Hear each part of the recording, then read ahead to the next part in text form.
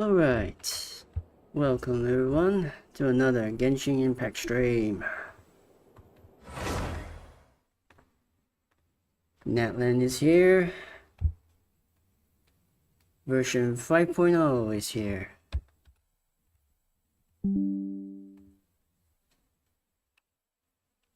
I guess we're gonna have to do some questions, something. I don't know. Oh.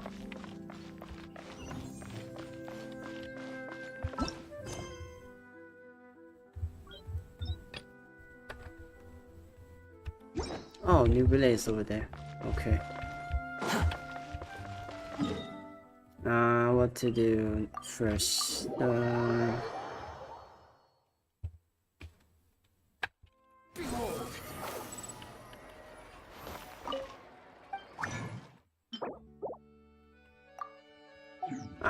Of course. Quit following me.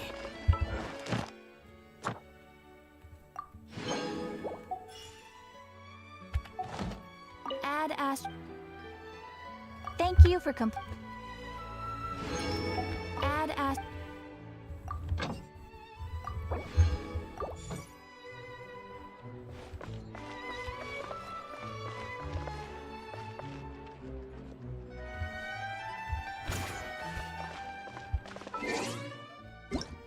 Why is the game kind of laggy for me?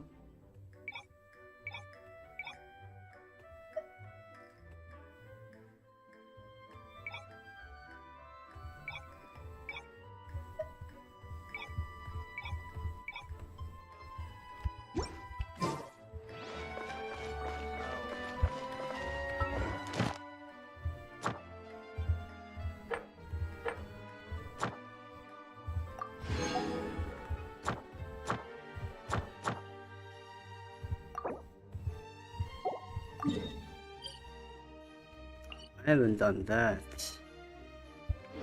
Oh well.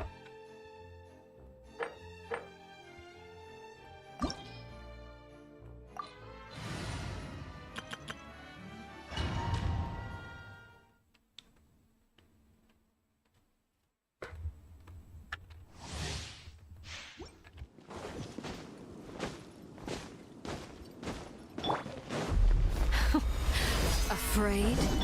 Or do you not even have the courage to be afraid? right here. Is it my turn now? I hear everything. Now that's more like it. Gather. With the fall of darkness, destruction shall rise. Have a Nip taste that in of the bud. purgatory.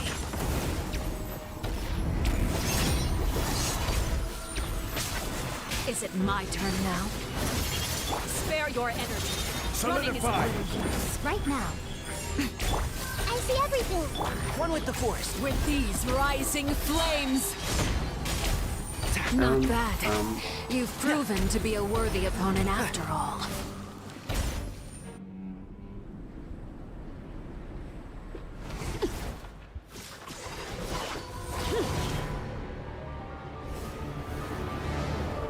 This cinematic is so cool.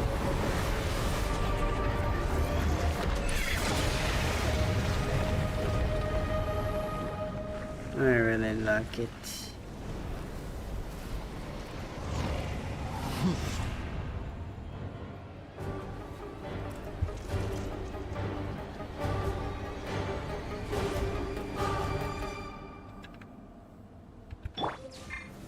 Stabilize.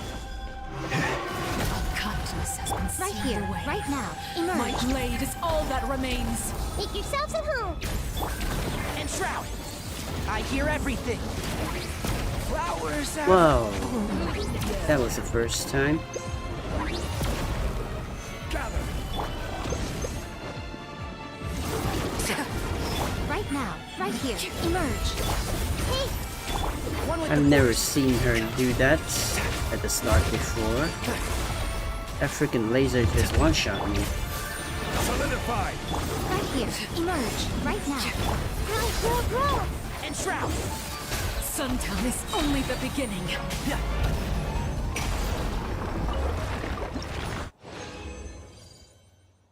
Oh, I got a billet. Nice.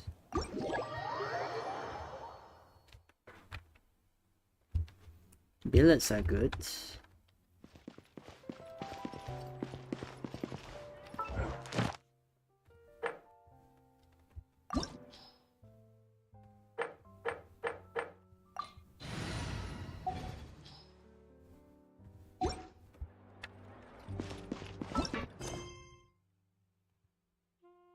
The call for martial arts.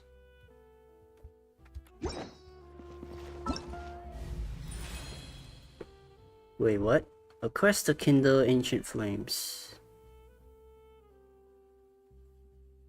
Invite character. Oh, is this the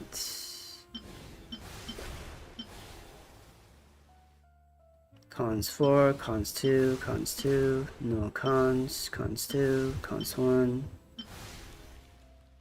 Might as well get Tainari.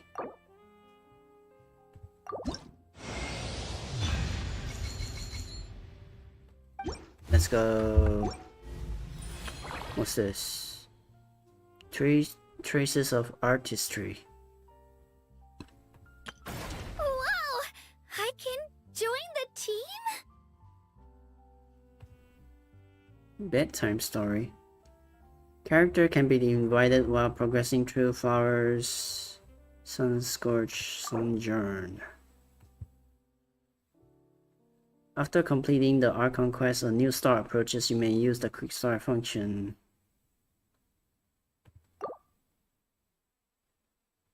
Oh, this event is permanent. Okay. Bedtime story.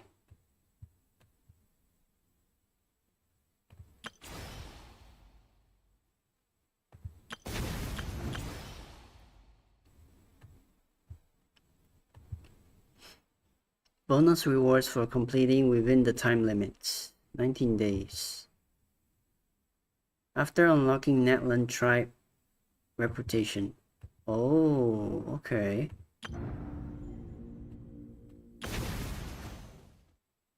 Okay, new boss. Once, there was a... What's this?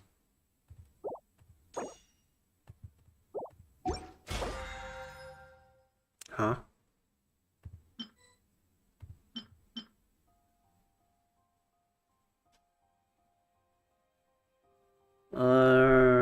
I don't need the mystics.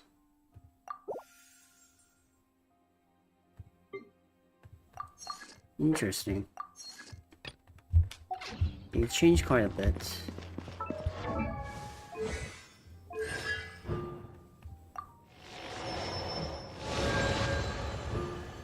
What's cons 2?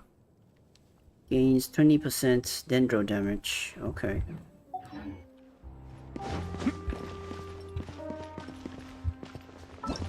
You know what? Might as well do the finale. I think the dialogue with New Roulette got reset.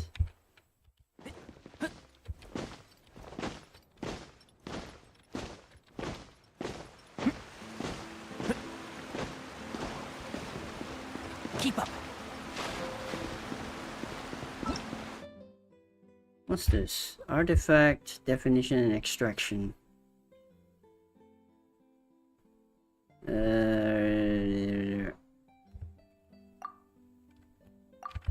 I have no clue what that is. And I don't bother about it. The entrance to the fortress! Ooh, he really is there! Let's talk to New Roulette one last time.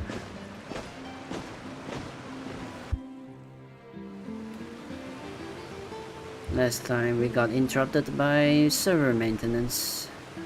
So, you really are here, Novelette? I didn't think you were going to have free time this hour of the day. Really? Oh, I suppose you must have met Mr. Linney. He took the time to greet me earlier when he passed this way. In any case, you came at a good time. I was just considering reaching out to you to set up a meeting, so I may explain some things that I haven't had the time to before. Aw, Paimon's glad that you remembered. Thank you for keeping us on your mind, what with you being busy and all. Alright, let's have it then. How was Fontaine actually saved? The whole business is still quite the mystery to us. It is strange how words can often leave a bitter taste in the mouth when it finally comes time to say them out loud. Before telling you the truth concerning what he saw, Fossilars deceived the heavenly principles and used Farina's and his performance. So that's what happened? I only saw Farina's part myself. Fossilor destroyed the divine throne of the Hydro Archon and restored your power to you, transforming you into a fully fledged elemental dragon sovereign. But Paimon still doesn't quite get what you did to save the Fontainians from dissolving. For me, the authority of the ancient dragons refers to absolute control over the hydro element. Fontainians were incomplete humans born of Egeria's use of the power of the primordial sea, with constitutions similar to that of mimics. But so long as those primordial energies remain within them, I could use the ancient dragon's authority to grant them true blood, after the fashion in which life was first brought into being on this planet. In other words, when I gave my verdict, Fontainians became true humans, and thus would naturally no longer be dissolved by water from the primordial sea. Fossilor must have counted on you to make that decision as well. Your verdict was the key to making the prophecy appear to have come true while saving everyone. That the Fontainians were finally truly born. Yeah, and in a manner of speaking, Fossilor finally managed to fulfill the original Hydro Archon's wish to turn Oceanids into real people too! It seems from your expressions that you still have more things you wish to ask. Ask away. I will tell you the truth as I know it. Do I need to... I think I already done all of these on the last stream. Yeah, no more questions. Hang on a sec. Paimon's still got a question about the Gnosis. When we spoke to Linny earlier, he mentioned that your attitude towards giving away the Gnosis had clearly changed. We guessed that there might be some reason for it that only you were aware of. No wonder the House of the Hearth is the Fatui's intelligence division. They are certainly sharp. So regarding this specific issue, I was just getting ready to share something with you. What is it? In truth, I exchanged some further words with that lady named Skirk after sending you two back to the surface. It went something like this. Oh, more lore?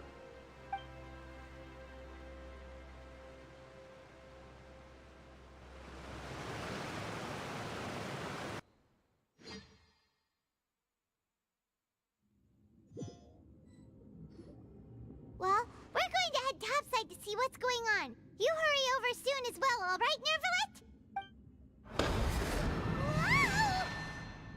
What next?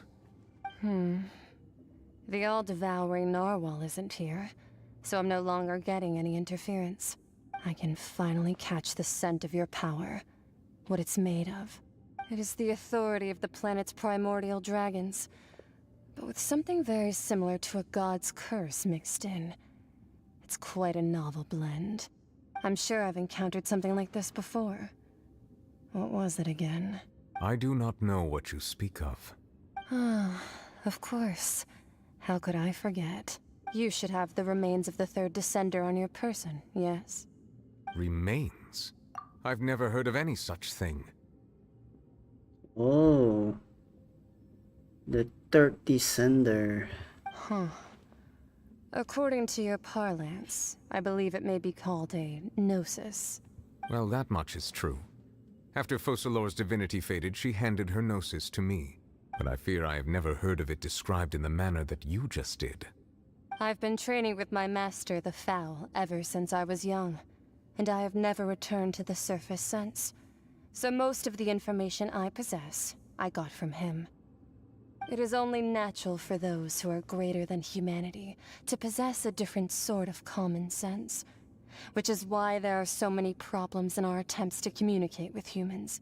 Regardless, you should probably get rid of objects of misfortune to prevent any disasters from befalling you. To live in itself is a blessing. But once a person dies, the bonds he once had with this world shall all turn to curses. What do you mean by that? No need to fret. These are just my personal thoughts. And my reason for no longer wishing to return to the surface. This third descender you refer to, who are they? And when did they die? Master never mentioned them to me. Perhaps it just wasn't that important for me to know. If you're interested, though, I could ask him. I'll be sure to pass the answer on to you next time. Next time? You believe we will meet again? I do. Wait. I have a disciple of my own, don't I? He can be the messenger then.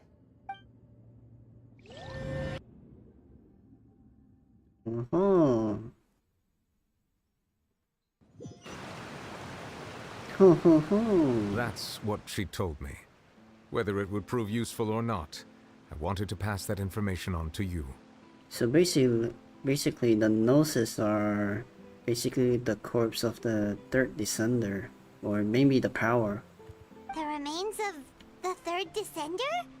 So that's what the Gnosis actually are. Paimon just thought they looked like chess pieces. How could they be a person's remains? All the same, assuming that there was no misunderstanding or special metaphor at play, that is what she meant to say. And she said that it would bring misfortune and that you should check it, which is why you gave it to the Fatui. If she speaks the truth, then I would simply be putting Fontaine at unnecessary risk by keeping it here. A descender. She mentioned one of them. I am the fourth descender. For me, this information means two things. One, the Gnosis are related to the descenders. And two, that the one who came before me has already died. I had guessed that you might already be familiar with this concept, but I did not expect you to be one of them. That means that the Gnosis, which are exceedingly element compatible and can even enhance elemental abilities, do indeed come from the third descender. I wonder, does your body also possess similar properties? Like being able to use elemental powers without a vision. That does sort of count as special compatibility, right? No, let's not think about this stuff right now. It just feels creepy, comparing the Traveler to the dead third descender and all. Don't worry, I won't die so easily. That's what you say, but this topic still feels like bad luck. Once Child recovers, let's get some more answers out of him. Or go look for his master and get the answers that way. I too believe it unwise to make too many blind guesses when information is lacking. The same is true of being at court. All right. Whatever the case, it seems like the crisis here in Fontaine's over for now. Yes. All of Focalor's efforts were for this moment as well. But she sacrificed herself in the end as a god, and she suffered through all those years as a human. Was that really what she wanted? I suppose that would be the mystery of a god's will. Can you understand the will of the gods? I suspect not. But once in a while I too would guess that if wishes were like the clouds in the sky, they will one day return to the earth as raindrops. Life flows like water, and rain is the final answer. The water levels may sometimes tilt one way or another, but the rain falls fairly upon all. And what ultimately is the difference between the rains that fall upon all of us? Masquerade of the Guilty.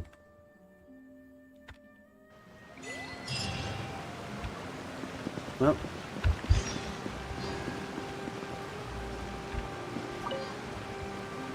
It seems from your expressions that you still have more things you wish to ask. Ask away. I will tell you the truth as I know it. nah, no I more. suggest that you fully prepare yourself before going to Natlan. In the meantime, Fontaine's doors will always be open to you. Alright. Dear Nubilet. Bye-bye.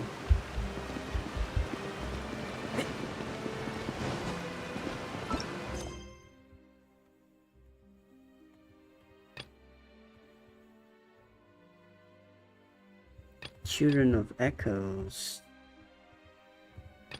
Cold Case Commission. Oh, bedtime story. Sumeru Adventurers Guild and talk to Catherine.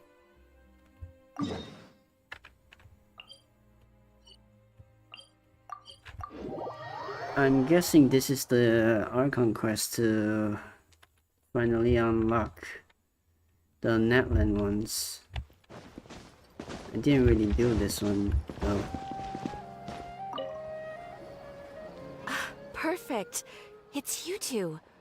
I have a commission here that has your names written all over it. In fact, I'd even go so far as to say you're the only ones for the job. The only ones for the job? Huh. If our help is really that important, it's probably some Archon class commission, right? Wait, Paimon's voice sounds different now. But sure, we're happy to take this on. Which Archon do you need us to deal with this time? The Adventurers Guild doesn't employ that kind of classification system. In fact, this commission is also probably not nearly as intimidating as what you're expecting. All it asks us to do is to find a missing person. Huh? Then why did you say we were the only ones for the job? I came across this commission while reviewing our backlog not too long ago. It seems simple, but our records indicate that over a dozen successive efforts to complete it have all ended in failure, despite attempts by several accomplished and renowned adventurers. With the reputation of the Adventurers Guild and the performance of the Sumeru branch at stake, it's in our best interest to assign this commission to the adventurer with the highest completion rate over the past few years. Well, that's us for sure. Flattery will get you everywhere with Paimon, but I can't guarantee we'll be able to complete it either. All I'm asking is for you to give it your best shot. If it proves to be beyond your capabilities as well, I'll talk to the commissioner about canceling the commission. Okay, so who are we looking for? And what is it about this commission that's made it so hard to complete? This commission was jointly issued by the residents of Vimara village. They say one of their own villagers has gone missing. But the problem is, they don't know the missing person's name. They can only provide information about his general appearance. They're all from the same village, but they don't even know his name? If so many adventurers have failed to complete this commission, maybe this missing villager doesn't exist at all. Could it be some sort of a prank or something? Unlikely. Several villagers came by to issue the commission, and judging by their appearance and tone of voice, they seemed incredibly sincere. It certainly didn't seem like a joke to them. Besides, putting up a commission requires a processing fee. There aren't many upsides to a prank that costs Mora to carry out. True, that would be a little strange. In any case, it would probably be best to go to Vimara village and ask around first. The Adventurers Guild does have some information on hand, but I would say anything you can learn directly from the villagers would be far more reliable. The best way to avoid misdirection is to go to the source. Alright then, let's go! Paimon's starting to get really curious about this whole thing. Bedtime story. Alright. This should be the last quest for Fontaine. And, well, it's not really Fontaine. More like Chapter 4, Act 6. Not related to Fontaine though. But it is related to the Archon quest.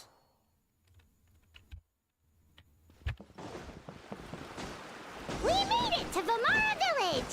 Why don't we talk to some of the villagers to learn a little bit more about the missing guy? If this commission is really as challenging as Catherine made it out to be, we're gonna need to carry out a very detailed investigation. Hello there. You looking to buy something? I do business in this area. Oh, no, we're adventurers. Catherine sent us to look into a commission here in Vimara village. Ah, so you're here about that then. Ah, you're not the first, that's for sure. We've certainly made a lot of trouble for you all. To be honest, we aren't holding out much hope. Many adventurers have made their way out here, confident they'd be able to help us, only to leave soon after with nothing to show for their efforts. We've pretty much had it up to here in questions, and the area around the village has practically been overturned in search of clues.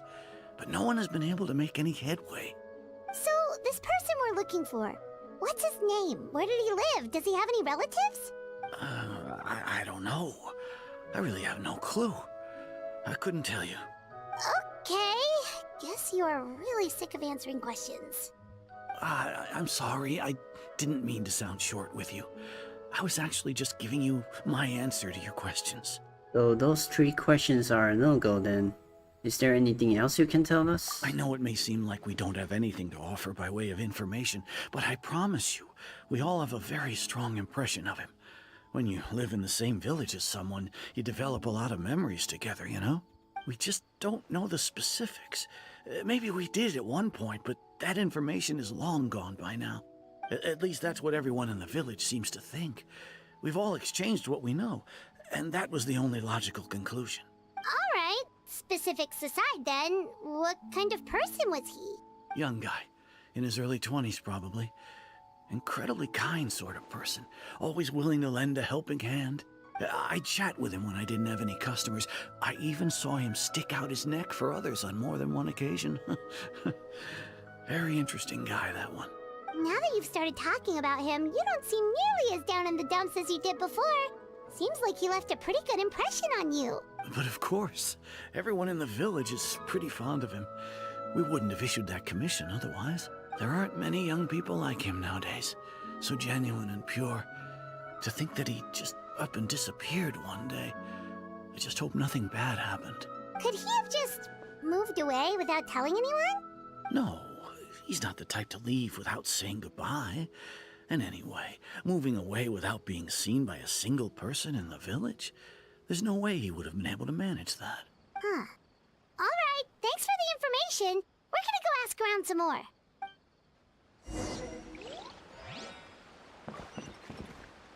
Keep up.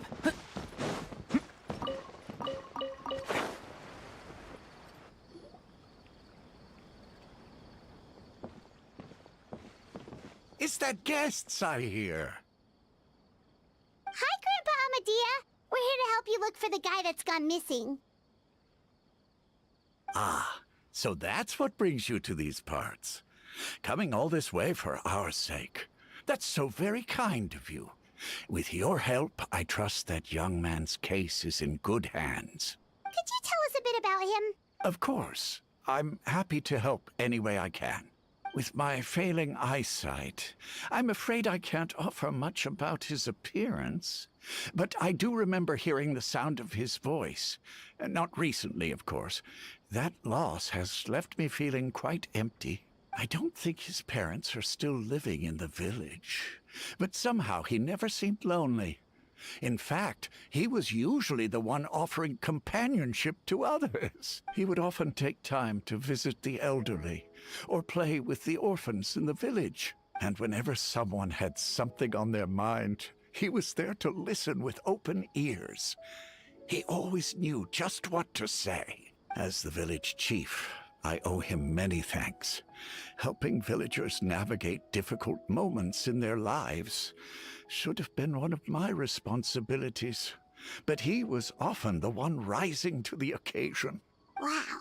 He seems like such a nice and gentle person. No wonder his disappearance affected you all so much. But, you wouldn't happen to know any details about his name, address, or family situation, right? I'm ashamed to admit it, but I just can't remember. No matter how you look at it, I should know those things. But for some reason, no matter how hard I try to remember, the information just doesn't come. Perhaps my age really has caught up with me this time.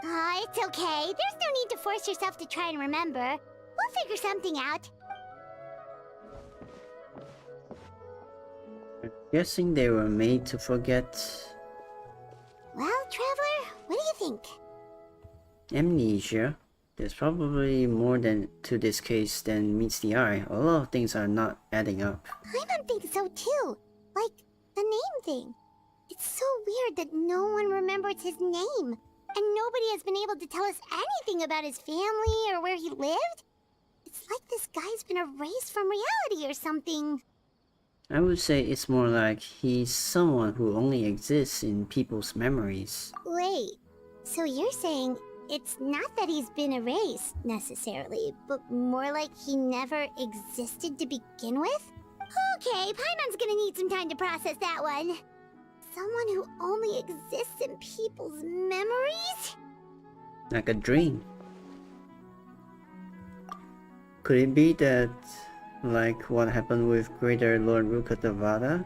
Like some sort of mass alteration of people's memories? You two are the adventurers who just arrived, right?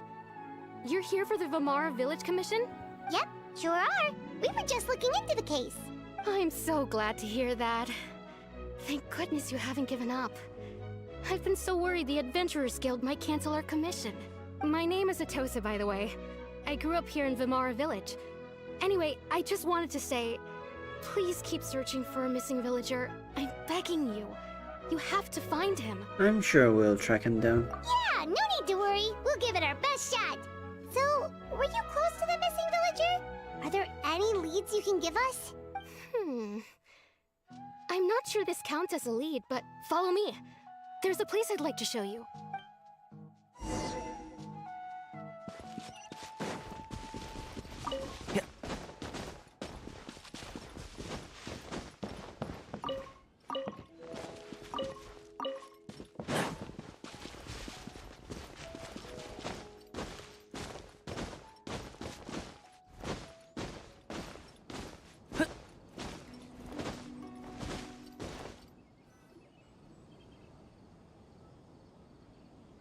Is this the place? Under this tree? Yep. I know it doesn't look like much, but this place is very meaningful to me. It's so full of memories. We used to always sit together under this tree and talk. Sometimes we would look up at the clouds in the sky, or stop to feel the wind against our skin. We could sit there for hours at a time, never realizing how long it had been. I was actually adopted by the people of Vamara Village. The forest rangers found me in the woods as a child. I was surrounded by such good people, and growing up in the village was so lively. Still, there were times when I couldn't help but feel incredibly alone. Alone? How should I put it? When something's bothering you, or when you have good news to share, you always want to talk about it with somebody. But for the longest time, I didn't know who I could talk to, or if I should say anything at all. Everyone has their own problems to deal with. Even if I might want to confide in others, I don't want to become a burden. I think I get what you mean. That's what family is for. Really? You know exactly how I feel? I used to have someone like that, a family member that I could talk to no matter what. But now, I have a lot of friends who understand me and will be happy to hear me out. Aww. Wow, that sounds really nice. You're quite lucky. When it comes to our missing villager, well, I guess you could say that to me. He felt like both a family member I could rely on and a friend who could really understand me. No matter what came my way, I knew I could always talk to him. He was so thoughtful and pure, and patient too. Whenever I talked to him, he would always seem so interested, as if the things I was describing were just as important to him as they were to me. Ever since he disappeared, there's been so much I wanted to tell him. No, none of those things matters now. I just really want to see him again. Wow. You two must have been really close. Did he ever tell you anything about himself? He mostly just talked about interesting things he saw around the village. He'd share a lot of his own wild ideas as well.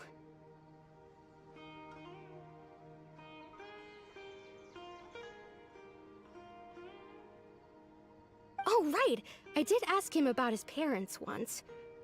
But all he said was, they're not here anymore. I didn't know whether that meant they had left the village or passed away, and I didn't want to pry. Still not much to go off of. Look at me.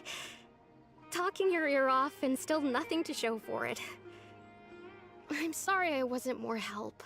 Don't say that. You help us understand him better. The last time I talked this much in one go was when we were still together.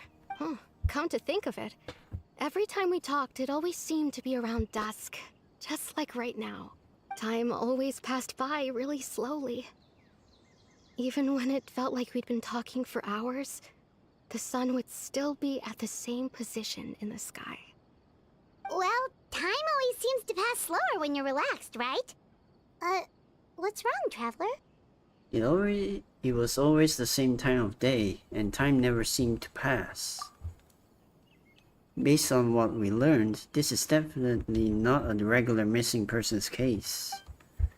What Otosa just told us about time could be the key to unraveling this whole mystery.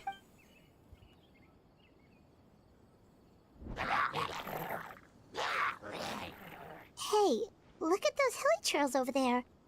Doesn't it seem like they're acting a little strange?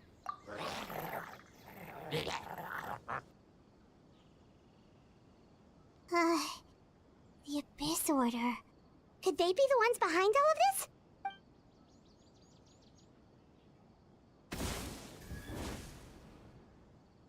Uh-oh, we've been spotted! Quick, get ready to fight! Now? Gather! This is order! Emerge, right now, right here. Nothing lasts forever. Emerge, right here. Just wait here to leave. Can't see? Oh, there's more of you. Let's nip that in the bud. Emerge, right here. Emerge. Stabilize! Everyone hold hands! One with the forest. So, yeah.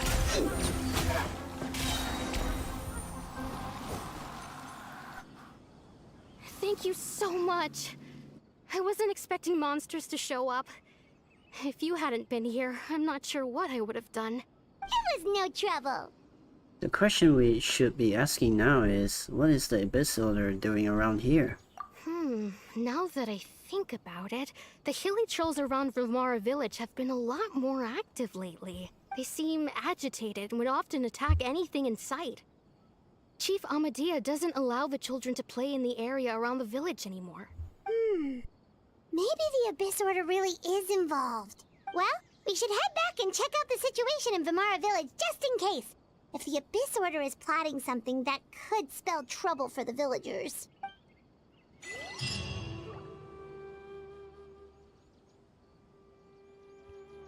Wait a second.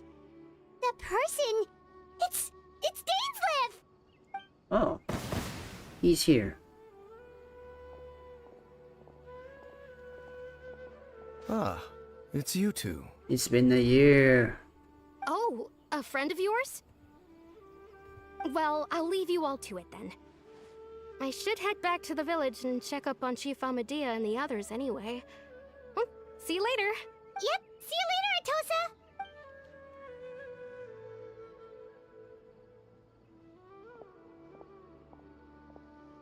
Why do you always have to pop up out of nowhere like that? Is it your life's mission to jump scare us or something?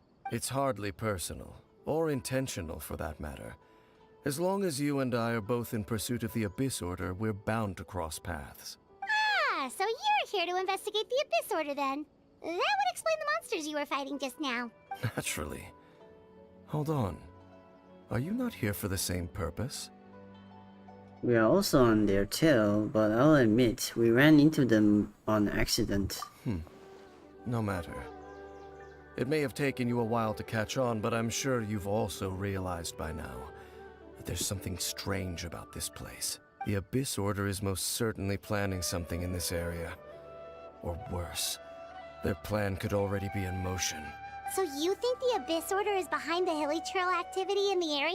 As things stand, I highly doubt that is their primary motive. I would imagine the increased hilly trail activity is merely a byproduct of whatever it is they're really trying to accomplish. Still, the hilly trail activity is causing a lot of problems for the people here. We should stick around for a while and protect the village, don't you think? The best way to protect them is by figuring out what the Abyss Order is truly planning. That is how we prevent further tragedy. Well, let's see what more we can learn from the villagers. And after that, You also owe us many answers. And you shall have them. I never intended to hide anything from you. Don't worry. There should be ample time to talk. We returned to Vimara village to gather intel based on what blah blah blah.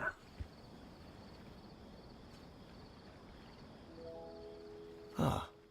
So that was the commission that brought you here to Vimara village. Someone who seems to only exist in people's memories. That is indeed quite intriguing. I would agree that it's unlikely you have a simple missing persons case on your hands. However, any possible connection to the Abyss Order is still unclear.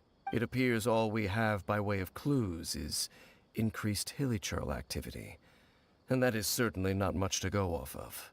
Well then, how about the intel you promised me? Right! That mysterious voice he heard in his sister's memory. The one who called himself a sinner. Who is he? Traveler, let me ask you this. Do you believe your sibling to have betrayed you?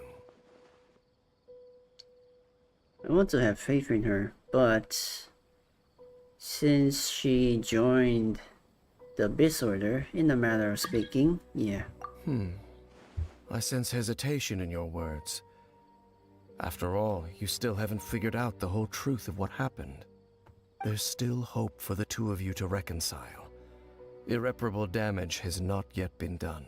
The sinner you wish to know about, his situation is different.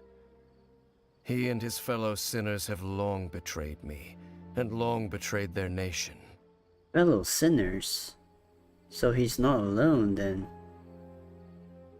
His name is Vedderfolnir, the Visionary. Oh. I'm loath to admit it, but he is also my kin, my older brother. Your brother? What happened between the two of you? What really happened in Kanria back then? There were 5 of them. The 5 sinners of Kanria. The wise Roptatir. The visionary Vedderfolnir. Gold Rhindaughter. The foul Sertalogi. And Rehir of Solnari Rerir. Oh. We know about the Visionary and Gold and the Foul. Not sure about the other two though. No matter how eroded my memory may become, I will never forget their names. One day, I shall have my vengeance. Wait, some of those names sound really familiar. Rhindaughter is the one who created Albedo. Sertalogi is Skirk's master. And the one we just learned about, Dane's brother, Vedderfolnir. If he was the voice of the sinner, then the one who inspired Clothar to create the Abyss Order was him. No, everything is connected. If that's true, then the stone slates we found in the ruin in Fontaine, the ones that outlined Fontaine's prophecy, that was likely Vedderfolnir's doing as well. They were once people of great esteem in Kanria. Those who carried the hopes of the nation. They were the best of their peers, outstanding in their respective fields. 6 of us, together. We should have been the ones to prevent the disaster. The ones to stop the Vinster King from continuing to rock the foundation of the world. Yet, deep within, the 5 of them craved something more. They could not resist the call of the Abyss, and divided among themselves a power that could destroy the world. The Vinster King. So they became sinners, but also transcendent beings, each in possession of world-shattering power. And when the cataclysm occurred, not one of them stood up in defense of their nation. Not one came forward to prevent the tragedy, and for that, they shall never have my forgiveness. And then, my sibling came into contact with your brother. Indeed. If they are not stopped, the day is sure to come when they will also betray the entire world. It must be hard to talk about all of this, but thank you for telling me. Of course. As I said, I never intended to hide anything from you. So, Dane, what have you been looking into all this time? I've continued to investigate the questions surrounding the Loom of Fate. It's been quite some time since the initial operation was launched. By retrieving the eye of the first field tiller, we were able to stop part of their plan from coming to fruition. Oh, Paimon remembers! Weren't they going to use it to corrupt Docile and make a god or something? Indeed. However, it's obvious that was just some sort of technical experiment. The eye was integral to their plan, yet somehow, despite failing to obtain it, they've skipped the experimental phase and found some other way to keep moving forward. There are many signs pointing to that effect. Then, what should we do? It's not too late, is it? Our most pressing concern is to determine the purpose of the Loom of Fate. From there, we'll be able to deduce the Abyss Order's true objective. Based on the intel I've gathered so far, I suspect the Loom of Fate is related to the ley lines in some way. The ley lines? Traveler, you were able to observe your siblings' memories last time, yes? I believe that was due to the fact that the ley lines in that area were unstable. My recent investigation has shown that Abyss Order activity in a particular area is usually followed by a series of issues with the ley lines. And one of the things that flows through the ley lines are memories. Wait, then our commission here in Vimara Village, the person who seems to exist only in people's memories, could it be connected? Memories, ley lines, the Loom of Fate, the missing person that doesn't seem to exist. What's the connection between all of this? It's certainly possible. I'll join your investigation tomorrow. This missing persons case could very well turn out to be the key to unraveling these mysteries. Well, if we're teaming up with Dane again, we're gonna need all the energy we can get. Let's try investigating somewhere a little further away tomorrow.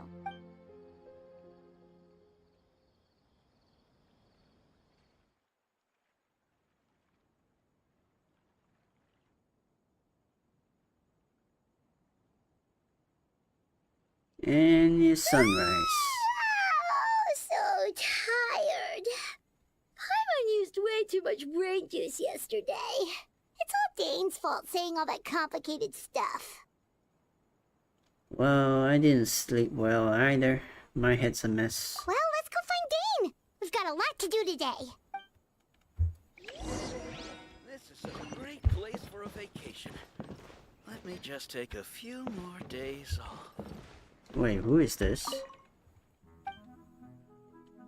Did you come from Lyra?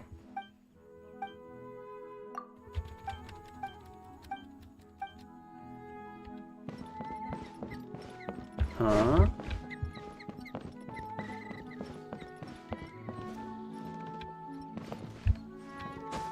Did this guy had a frickin' voice line?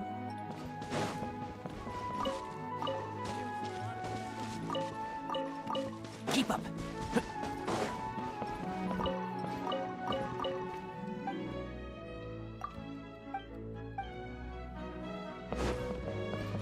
Oh yeah, Rana. Dane? Hello, Dane? Why are you just zoning out over here? Did something happen? What's wrong, Dane? The missing person from your commission. Could you describe them to me? Oh, young guy? Early 20s? Seriously, Dane, what's going on? There appear to be certain memories in my mind that weren't there before. Memories of him. Maybe we just talked too much about him yesterday and you had a weird dream or something? No, it wasn't a dream. They're memories. Memories that suddenly appeared in my mind after I woke up. And I'm certain I've never met this person before. Well, what exactly did you remember? I remember handing him the eye of the first field tiller.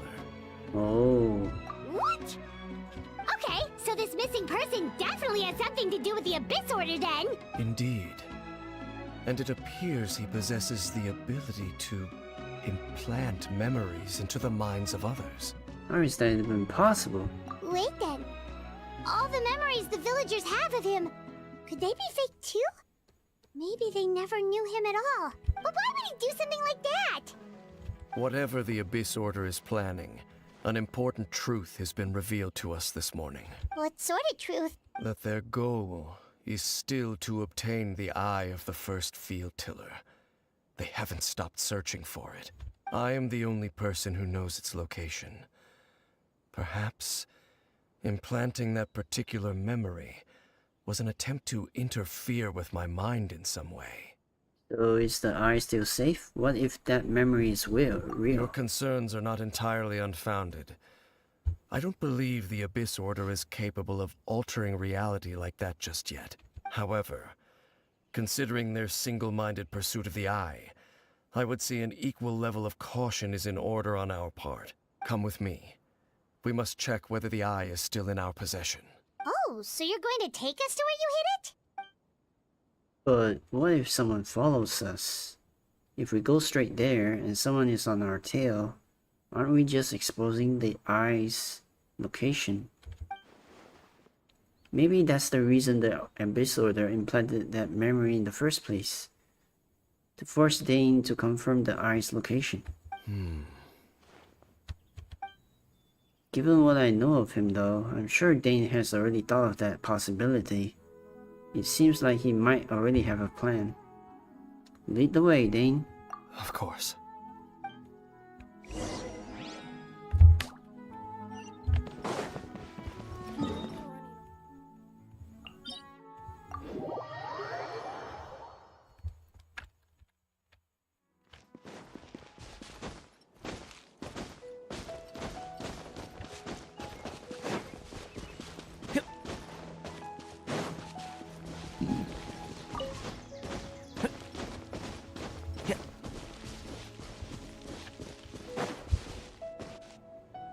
So you hid it way out here?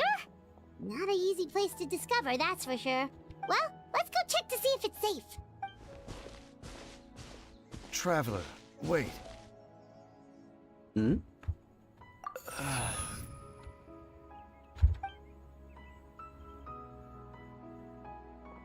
We've no time to lose. Let's head inside. Uh-oh. What was Dane going to tell me just now? Hey, wait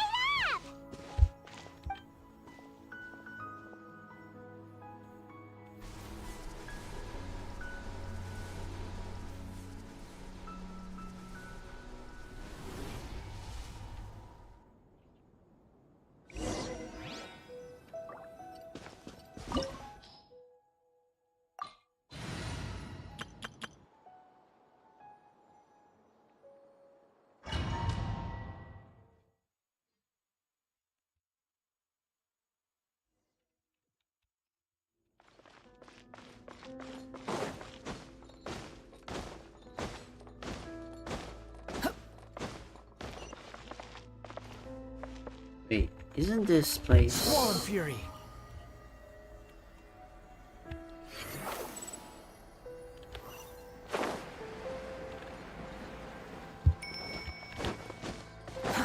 Too slow. This place looks familiar.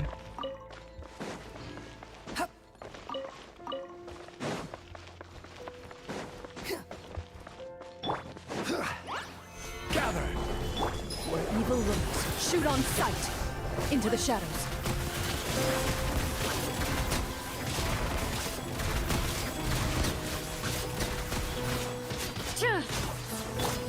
It appears the mechanisms here have changed over time. You can access the upper floor through the side door. Perhaps you should try reactivating the mechanism over there.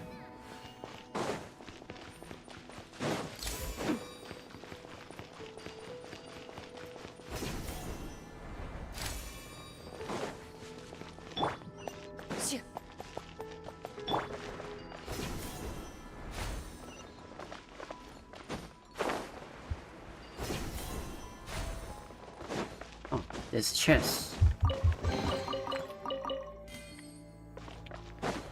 Nice. Quit following me. The wind rises.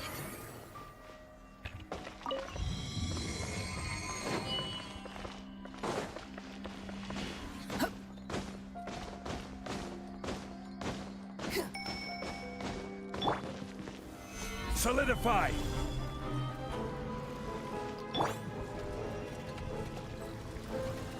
Ready.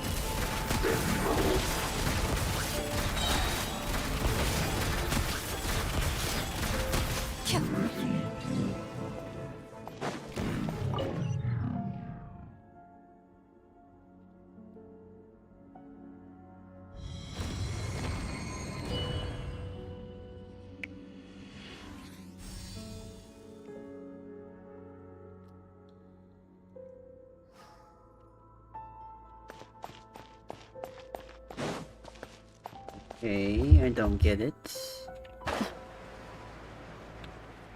Make sure all the runes are pointing in the direction indicated by the light.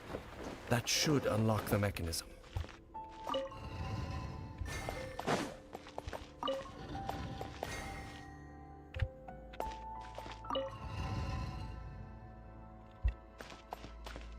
Oh, okay. I got it.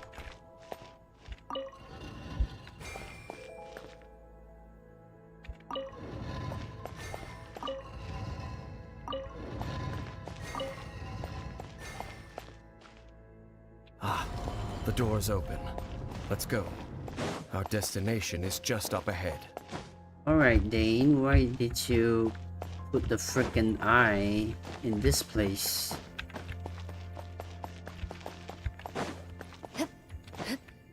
Did you have to go through all of these just to put the eye?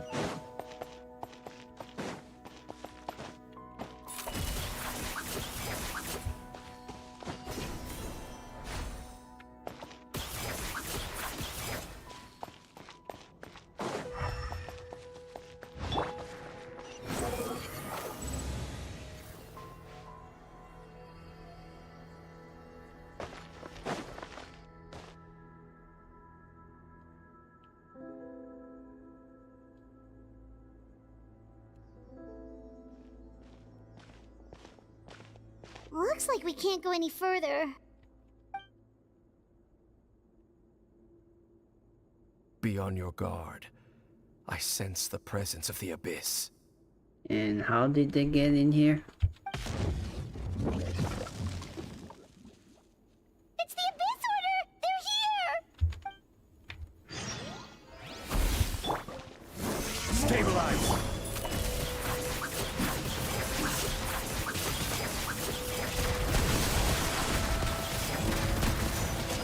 Time to testify. I see dominion! Gather! Order guide you! Umbrella warfare, I guess! Fire! Well, with... hey there! Desolation! Ha! Ha-ha! Watch out! Hiya! Bum. Now! There we go. Just as I suspected. The false memories were a trap. The Abyss Order just wanted to follow us here.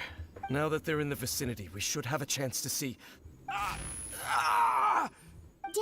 What's wrong? Can you feel that? There's been a disturbance in the ley lines. It must be the work of the Abyss. Wow, you must be really sensitive to that sort of thing. Paimon doesn't feel it. You too. Do as I say. Use that mechanism over there and leave this place. Leave you here on your own? Will you be alright? The Abyss Order is putting something in motion. If you return to Vimara village, I suspect you might finally have the opportunity to locate the missing villager. Just think of it as a way to divide and conquer. Alright.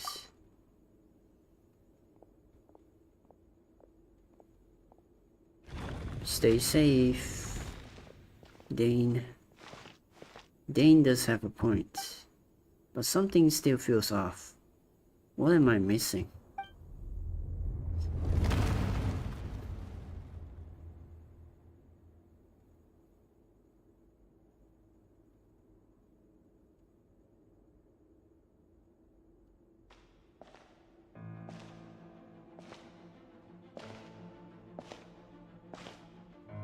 Alright, Dane, are you being mind controlled? Oh. Who's this?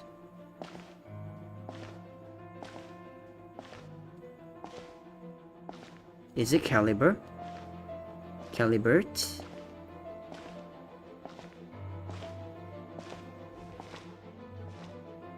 Wait. Our sibling. I knew going along with your trap would be the only way to meet with you face to face. Wait, where is that sword? You risked your safety and that of the Eye? That's quite the gamble, Dainsleif. But I believe that I am the one walking into a trap laid by the Twilight Sword. So you came here all on your own? What about those followers of yours? When the Twilight Sword is prepared for battle, any army I could send would only be marching to their doom. Better that I face you alone. I know you must have a lot to say, but if it's a conversation you want, you'll have to defeat me first.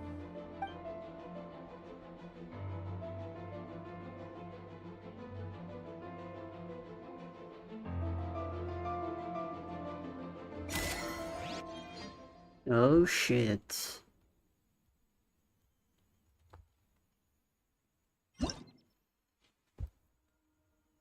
Oh, you're welcome. The Abyss Order's on the move.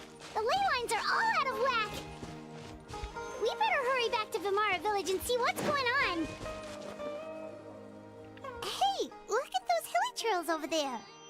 They seem strangely calm. Weren't they acting super agitated just a little while ago? Why are they so calm all of a sudden? I hear something. In the New World, they bade farewell to the shrouded sun. At last, they no longer needed to dwell on their suffering, or try to differentiate between various thoughts of blasphemy. Such was the price they paid, and thus their souls became cleansed and pure. Did you hear that? What was that sound just now? You heard it too, Paimon? It was someone's voice. It sounded so gentle. Could that voice be comforting the hilly trails in some way? Oh, this is weird. Let's check if this is happening anywhere else.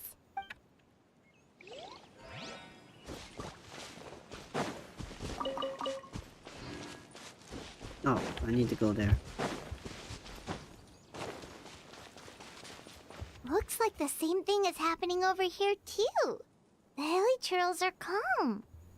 You see, we're both still here. We've reclaimed an endless amount of time to love.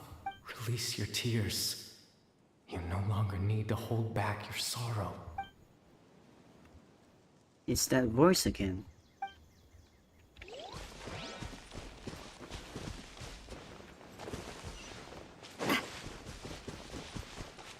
Over there. It looks like they're sleeping. In the end, he whispered softly, "Sleep well, Father. Sleep well, my beloved people.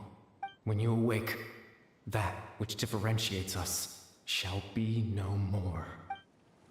It almost sounds like a poem or some kind of story. Well, now that the hilly trails have calmed down, Vimara Village should be safe at least. Let's put this situation to the side for now. Dane said this might be our chance to find the missing villager, so we should head back to Vimara Village before it's too late.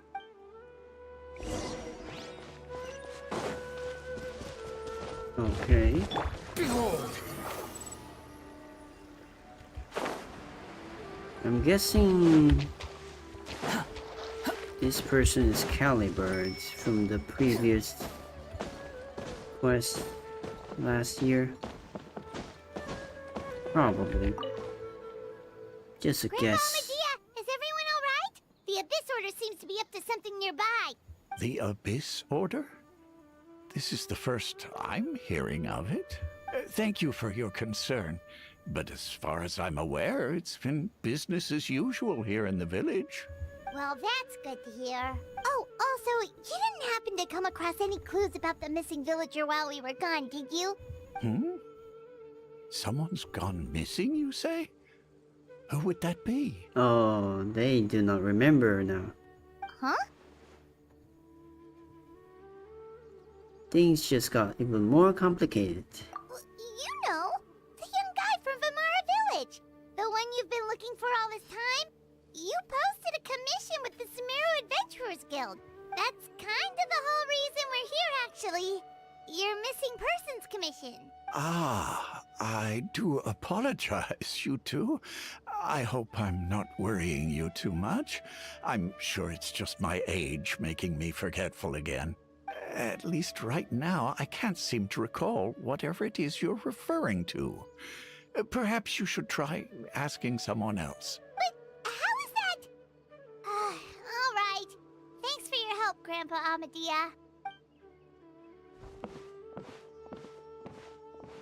Something's definitely not right. We just talked to Grandpa Amadia about the missing villager. There's no way he could have forgotten all about him just like that. What do you think, Traveler? Could everyone's memories of the missing villager have been erased again? It's too early to say. We should check in with the others first. You're right. We should narrow down the possibilities first. Let's go ask someone else then.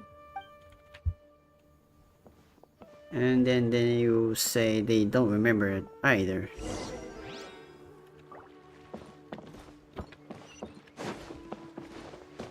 Quit following me. The wind rises. I'm starting to think this is some sort of false memory kind of thing.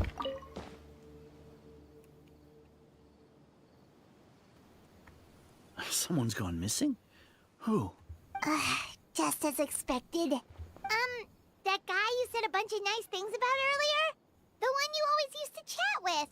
He's around 20 years old, and you said he was a kind, warm-hearted person? Oh, I know who you're talking about. Really?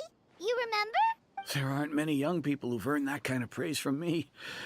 If you're certain that's what I said, then there's only one person who fits the bill. No doubt about it. But why'd you say he's gone missing? Have you seen him recently? Do you know where he went? Yeah, I just saw him leave the village. There was someone else with him, too. They couldn't have gone far.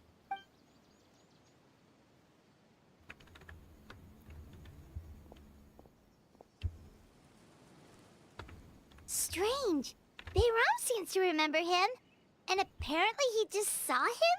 Do you think maybe it's not that there's something wrong with people's memories, but that we've somehow returned to a time before he went missing? I doubt returning to the past would be that simple. Given everything being mentioned about the disturbances with the ley lines, I'd say it's far more likely this is related to memories in some way. I need to think carefully. What's really going on? People have forgotten about the missing person. Just like what happened with Greater Lord Rukadevada. No one remembers him. Because there's been a change in people's memories. We've returned to a point before the disappearance took place. Just like what happened with Greater Lord... If we really did travel back to a time before he disappeared, that could explain why the villagers said he hadn't gone missing. If this person only exists in people's memories, maybe we're in someone's memory right now. This one. Right! Paimon totally forgot about the ley line disturbances. We're in someone else's memory. Just like how you entered your sibling's memory last time. That would also explain why we seem to be at a time before he went missing. It's a memory after all. If we really are in someone's memory, then this is our chance to find him. Right. If he's someone who only exists in people's memories, then we're finally on the same turf. But didn't Bayron just say that he saw him leave the village with someone? Where should we go look for him? Who knows how long this ley line disturbance is gonna last? We might not have that much time, and we don't even know whose memory this is. Let's go through what we know so far. Good idea. That'll help us narrow things down. We pretty much figured out that the missing villager has the ability to... Implant memories into the minds of others. Right! That! Could we try to figure out more more about him using what we know of his ability? Like, does it maybe leave a trace that would somehow give him away? Implanting memories into the minds of others must be an imperfect process. There's no way the new memories could perfectly blend in with the old ones. There has to be some kind of tell. Scenes from false memories will not change. All the memories seem to be set in or near Vimara village, but I'm still not sure if they're restricted to this location. Time does not pass within false memories. If time was allowed to pass within the false memories, there's a higher chance they might conflict with someone's original recollection. That would make it much harder to avoid suspicion. False memories are easily forgotten. There's a difference between memories that arise from lived experiences and those that are implanted into the mind. Perhaps it has something to do with time. This one. No wonder! All this time and the sky hasn't changed a bit! That must mean time isn't passing! That's the tell of the fake memories! The implanted memories are basically taking place outside of the regular 24 hours of the day. If the memories included the regular passage of time, it would be easy for people to tell that something was off. Like there could be overlap or something. People might start to wonder why they remember doing two different things at the same time of day. That's why he makes sure the memories take place at a specific moment in time rather than over a period of time.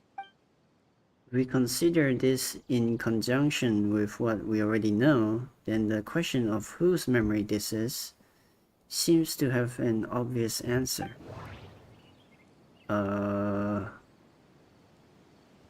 Atosa? The color of the sky coincides with the moment in time she described. Dane? Dainsliff had memories implanted into his mind. Could it be that it's happened more than once? We thought Chief Amadea forgot about the missing villager, but it turns out we're at a moment in time before the village issued the commission. Maybe it's Atosa?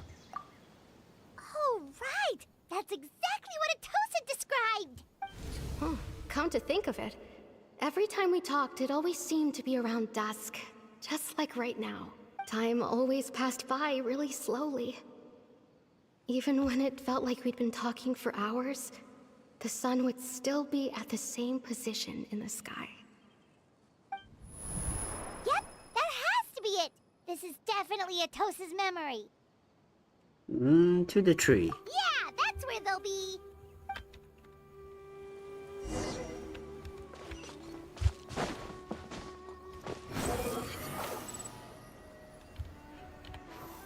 Into the shadows. Now the plot thickens. Who is it? Oh, So, you see, Granny Jahiet was a mercenary when she was younger. She just talks like that out of habit. She's not trying to scare the children on purpose. Oh, there I go again. Always talking about my own things. Do you maybe have anything you want to share? It's okay if you don't. You could also just talk about what you think of me? he's wearing the same clothes as the Kanrian guy. Oh, I think you're an incredibly strong and thoughtful young woman. Wait, I thought it was the old guy. Unless this is the... what's his name? The old guy's son? Calibert? You'll meet many amazing people and live a very happy life. You won't miss someone like me. Huh? Are those your friends over there? Oh, she already forgotten about us.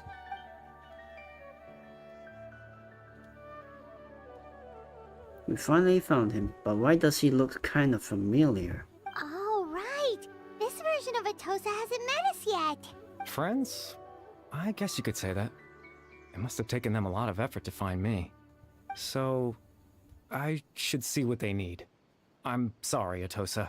We'll have to continue this conversation another time. Another time, huh? Yeah, okay. I'll head back to the village then. Talk to you some other time.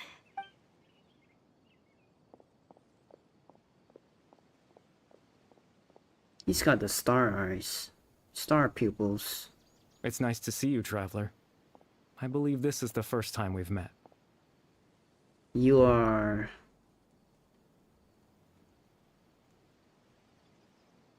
Oh, that's the freaking scarf, I think. Factoring in the memories, the Abyss Order, and the Loom of Fate. And everything else, I need to think of the one person that can connect all of this together. Clothar Alberich. Oh, this guy. The founder of the Abyss Order. The man who broke the curse of immortality. This one, Fedr Folner, is Dane's brother. Dane's brother. One of the 5 sinners of Conria. The one who stole the power of the Abyss. And then Calibert Alberich, and this guy's son. Born into abject sorrow, he shall now become the Loom of Fate. Maybe it's this guy. You're... Caribert Alberich. Oh. You know me? That's quite the surprise. I don't believe I've met you before. We kinda know you. You were a Hilichurl last time we met. Oh, I see.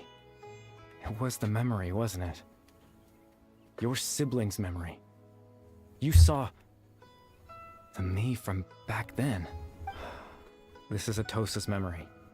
I came here to say goodbye to her, but I suppose I'll just leave her a message instead. Come, let's find somewhere else to talk.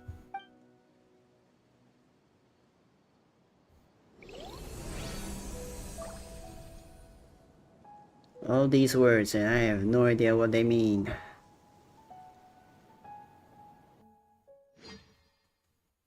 Damn it, Teyvat.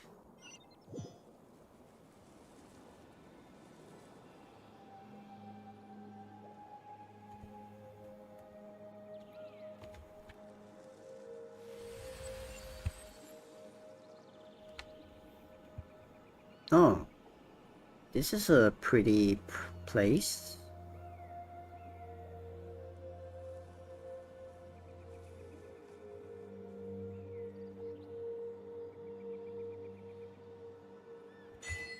The proof of existence. Interesting, I can't use elemental sight here. I can't do anything.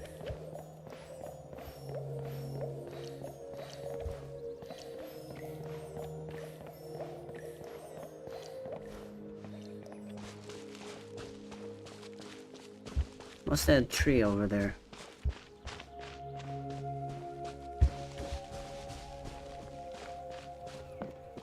I know I need to talk to Calibert, but okay, I can't jump. Guess there's nothing.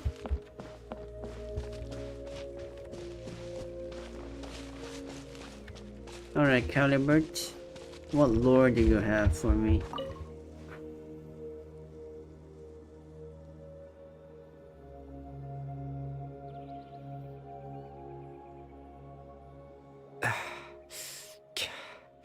What is this place? I suppose you could call it the realm of my consciousness. I'm someone who no longer exists in the real world after all, as you well know. You look quite exhausted. It's nothing. I still have enough strength to play the part of a good host. I've always hoped that I'd get the chance to talk to you like this, and now, the time has finally arrived. This is a rare opportunity for me as well. I should try to learn as much information from Calibert as I can. What exactly happened to you? What exactly is the Loom of Fate? Extreme sorrow and pain.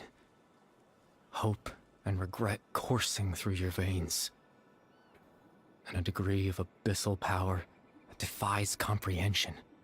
Father told me that once I possessed all those elements, I would become the loom of fate, but despite his intentions for me, I never truly became the loom of fate. I was merely used as a means for its construction. In truth, I died the moment I set everything in motion. Oh. The person you see before you now is nothing but a remnant of consciousness left over within the loom of fate. Caribert is dead.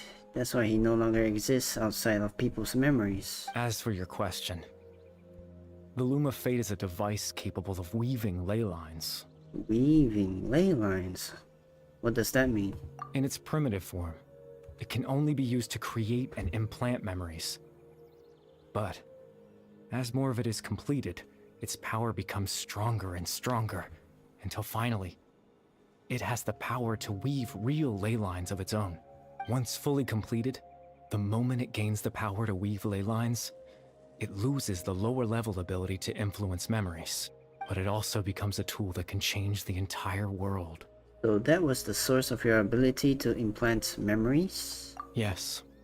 I have the ability to control the loom in its semi-completed form. I suppose you can think of it as a form of compensation. After all, its existence cost me my life. So the memories that suddenly appeared in Dane's mind were implanted by Caribert through the half-finished Loom of Fate. That makes sense. But I'm still lost as to why he went so far as to introduce himself to all the residents in Vimara village. But why did you implant memories of yourself into the people of Vimara village? Ah, that. I was wrong to implant those memories. I'm sorry I caused so much trouble. Not only for everyone in the village, but for you as well. I just wanted them to feel like I once existed in this world. As if I had a chance at life. So that's why. I would have never guessed. But is there any kind of meaning to this? Does only existing in people's memories really count as living? I know what you must be thinking. Why would I do something so meaningless? But I just couldn't accept it. I had to know what it would be like if I had my own life. What kind of person I would be. What other people would think of me. Chief Ahmadiyya, Baram, Granny Jahiyat, Atosa.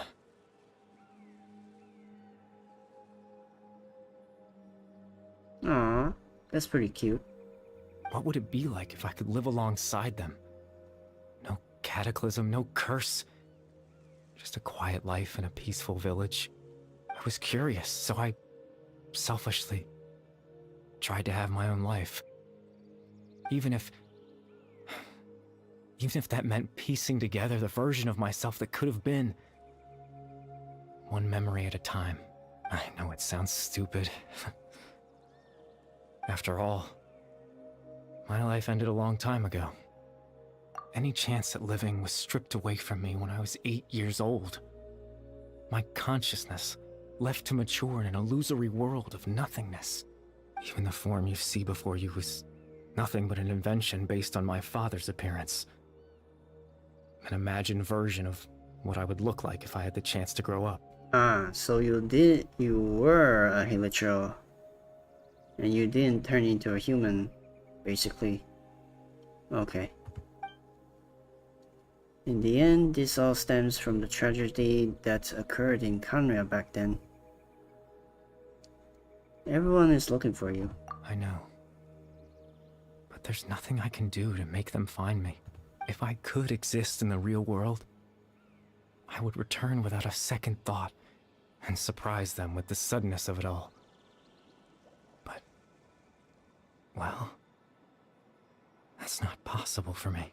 As I understand it, even though you only appeared in their memories, your existence was a great comfort to them. They all believe you once lived among them. I know.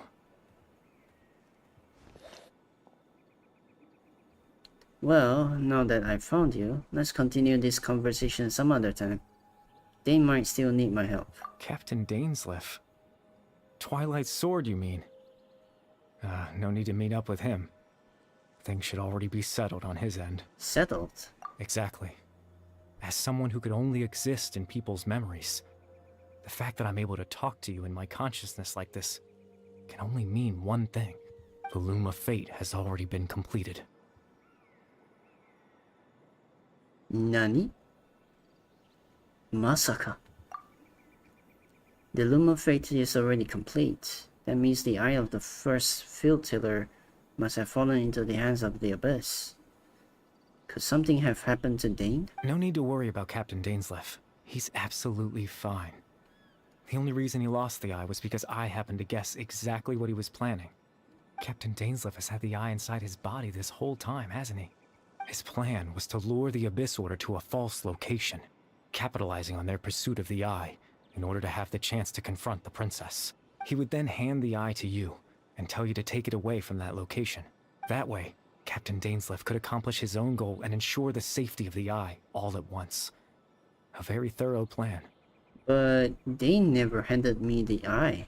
That's right, because in his mind, he had given it to you already. Wait, does that mean he gave Dane a false memory? You made him think that? When? Before you two entered that false location. Traveler, wait.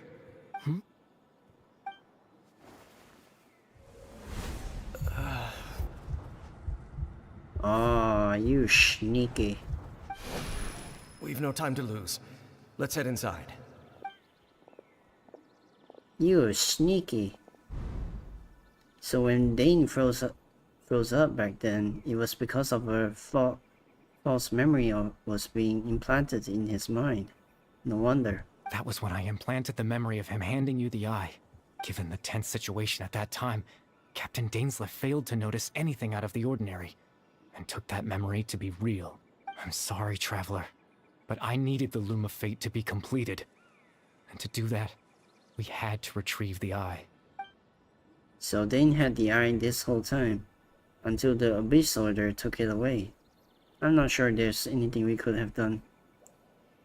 Now that the Loom of Fate is complete, what are you planning on doing with it? I promise I'm not trying to conceal anything from you, but I truly have no idea what the princess is planning. Tevat's ley line system is deeply entrenched in the planet. Creating new ley lines can neither replace nor extend the ones that already exist. In the face of everything they could be planning, I fear I'm too insignificant to even get a glimpse of the bigger picture. In any case, I had my own use for the Loom of Fate, and my goal, at least, has been achieved. Your goal? You remember my father, don't you? Clotar Alberic.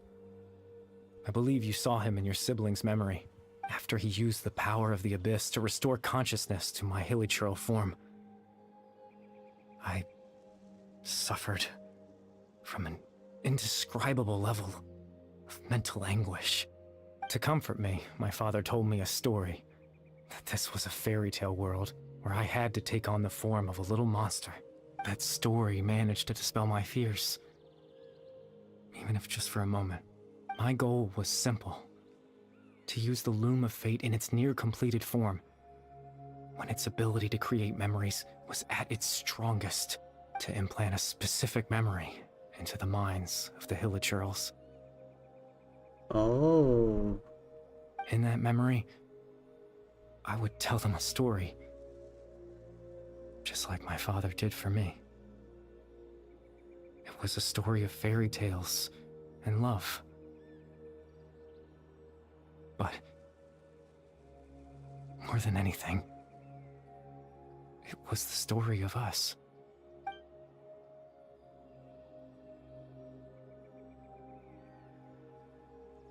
So the thing that caused the hilichurls to come down back then was Calibur's story. So that was his goal. That was the only thing he wanted.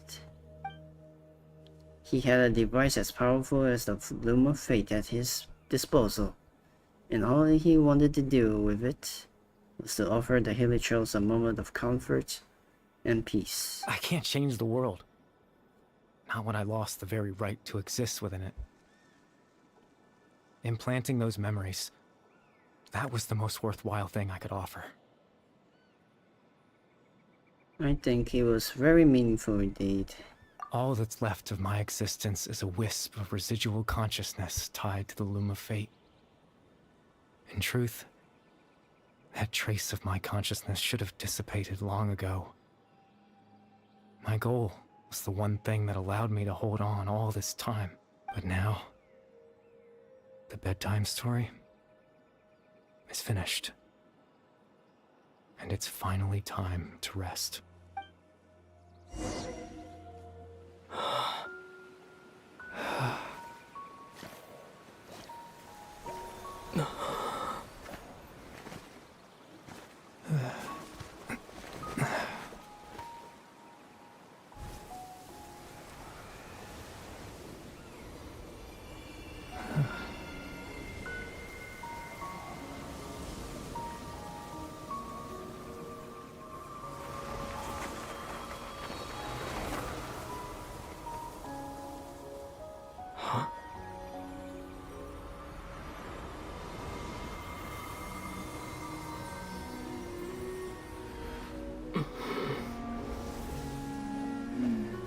Looks like I was too late to see Kari Bear one last time. Oh, you mean?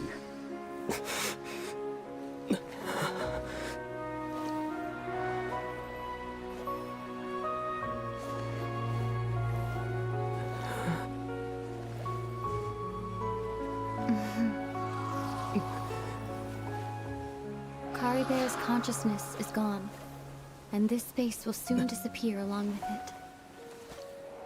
Neither of us belongs here. That's why we're not tangible. Were that not the case, I'd love to hug you too. Well, how about a conversation?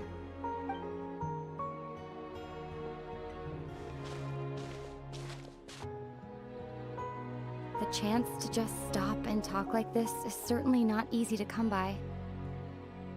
Wouldn't you agree? Almost can't believe it's real. That battle earlier was tough. So you were fighting Dane. The one against Dane, I mean. I didn't expect that after everything, he would still hesitate to raise his sword against me. Were it not for that, perhaps I'd still be no match for the Twilight Sword. Even after 500 years. Alright, question time. What are you going to do with the Loom of Fate? The Loom of Fate, huh? I still haven't found a way to utilize it to its full potential. But there's still time. Why are we sitting here? Why are we talking about this? Before the Heavenly Principles awaken. Wait, the Heavenly Principles are still asleep? Yes, for 500 years now, ever since the Cataclysm in Conria. There's been no sign of activity. Not long ago, you witnessed the Hydro Archon destroy her divine throne. Yes, such a flagrant disregard for the rules, and still Celestia took no action. I suppose that's proof enough of the Heavenly Principles situation. However, the Heavenly Principles will awaken. We just don't know when that will be, or what might trigger it. You really hate the Heavenly Principles, don't you? You could say that. Just look at Kari Bear. He was so pure and single-minded. The space we now find ourselves is a perfect representation of who he was. Quiet and peaceful. Even as a Hilichurl, seeing the terrible sight within the mirror wasn't enough to taint his spirit. He brought comfort to the people of this world, even though he was denied the very right to be a part of it. So ask yourself this. Who was it that deprived him of that right to exist? Of course, that's only one example. My feelings about the heavenly principles are too complicated to explain in just a few words. Ether?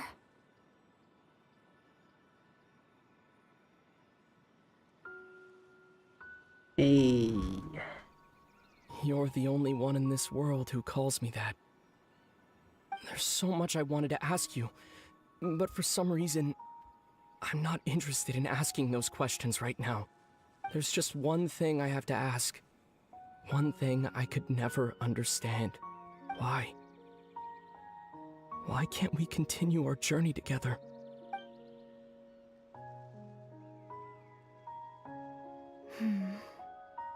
At the end of my journey, I arrived at a place known as the Sea of Flowers at the end. Do you remember?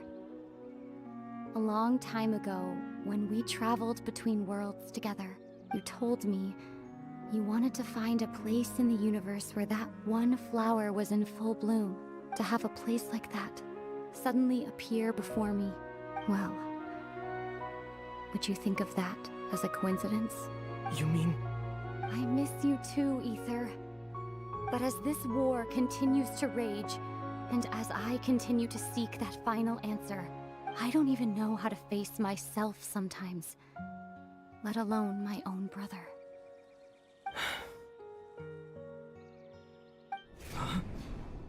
What's going on? This space has lost its tether. I doubt it'll be able to exist much longer. In fact, aside from our inability to physically interact with each other, there's something else you should know about this space. With Kari Bear gone, we won't be able to remember anything that happened here. Everything in space will be wiped from existence, including all memory of our reunion. Oh no. You're only telling me this now?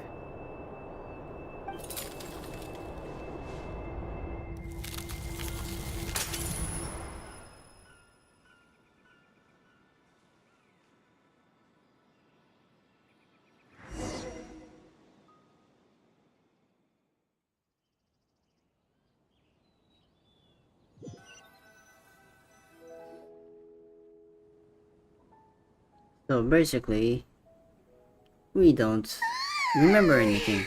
Still so sleepy. Paimon's head feels all fuzzy. Oh, Paimon woke up a little earlier than you, so Paimon will fill you in. The villagers said that they saw us sleeping near the village yesterday. They couldn't wake us up no matter how hard they tried, so they decided to just bring us back here. Oh, and Dane came by just now. It looked like he was injured. He didn't say anything, though. Just made sure that you were all right and left. Kinda seemed like he had a lot on his mind, but that's Dane for ya. He never changes, does he? I'm having trouble thinking straight right now. Let's think for a second. We were in that memory, and we saw that guy you called Kari Bear. He was the missing villager that we've been trying to find, right? And after that, Paimon doesn't remember what happened. Caribird and I talked for a while. He told me about the Loom of Fates. Wait, really? What a score! I guess our commission is complete then. The missing villager, the person who only existed in people's memories, was Caribird all along. But now that he's gone, I'm not sure how to explain things to the villagers. Well, what happened after that? After that... Huh, I can't seem to remember. You met Lumine. But now now Ether can't even remember. Maybe I'm just tired. I feel like something else happened. But why can't I remember?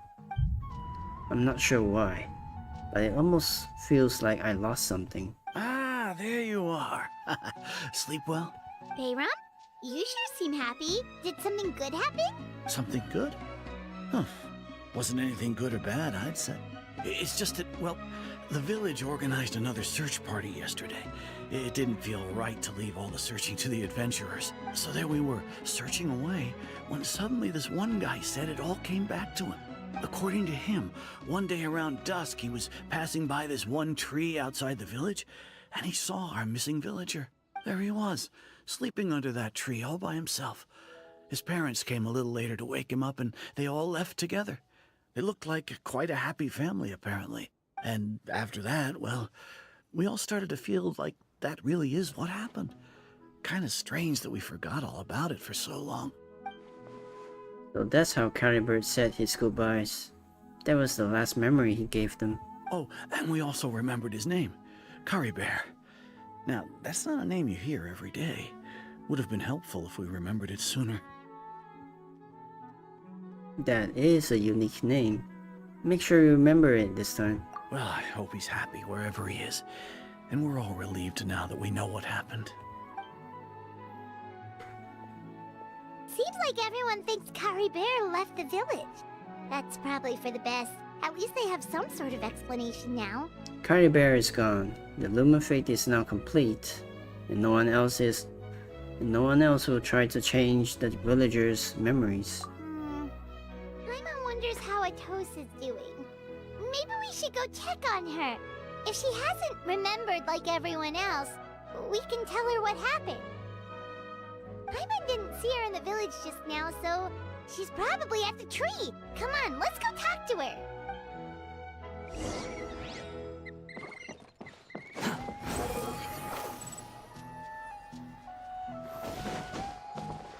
After all that, then we got this upbeating soundtrack Following me. playing. Oh boy. Hey, Atosa, how's it going? Oh, it's you two. I was just about to go looking for you. I wanted to thank you. I was part of the search party, so I remember what happened to Kari Bear now. Honestly, I just can't believe I forgot something so important. I'm sure he won't want you to forget him. It's funny, but I have this feeling he told me the same thing. I just can't seem to remember when. I guess it doesn't really matter anyway. Life is made up of a series of memories. As long as I hold on to our time together, he'll always be a part of my life. I'm just happy I got to meet him. So, who cares what happens in the future, right?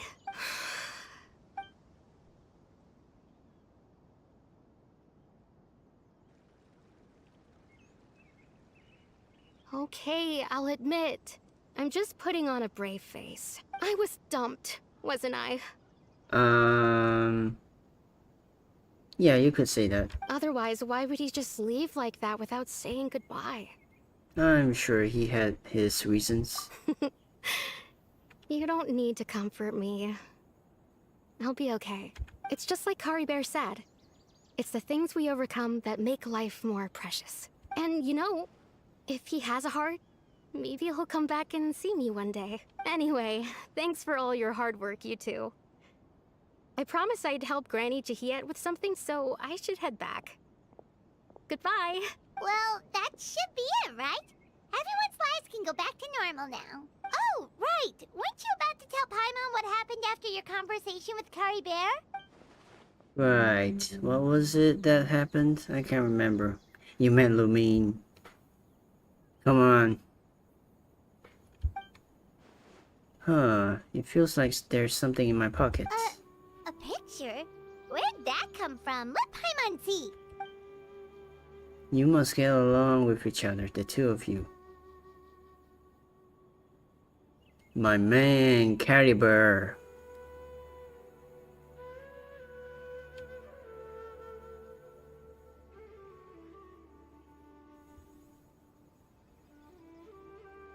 This dude.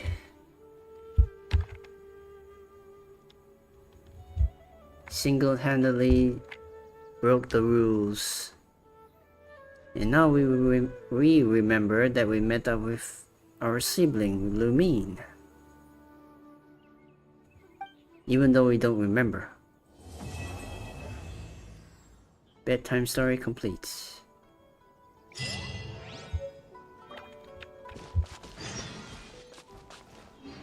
Natlan, a new adventure. Wait, what's this? Oh, the event items. Yeah, I remember now. What's this thing?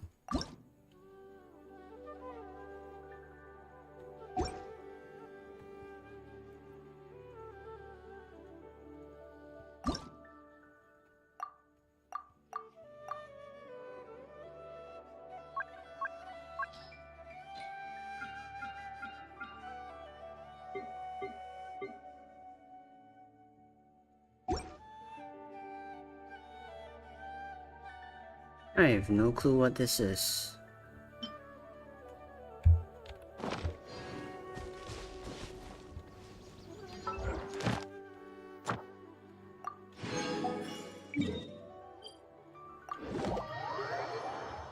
Alright, I guess we should probably start the Natlan quest. Thank you for...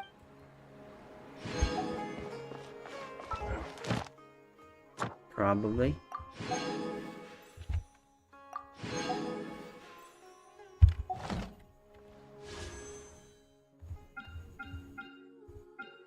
Ah, Moalani. I heard she's good.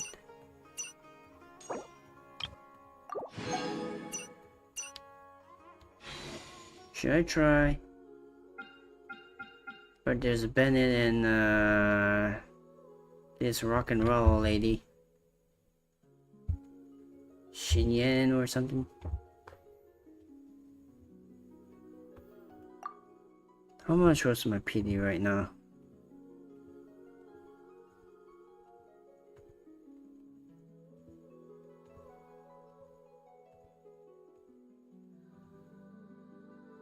Okay, not too far.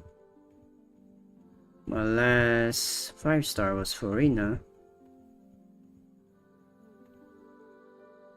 Maybe try one time? Maybe? I don't know. What's this? Max HP increased by 20% once every 15 seconds for the 14 seconds after using elemental skill. Each stack increases normal attack damage. Lose 1 stack after 1 normal attack.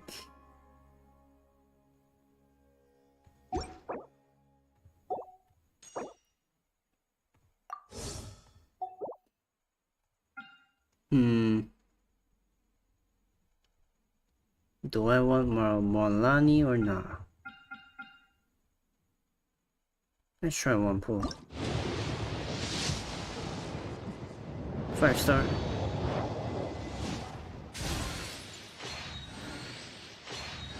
Alright.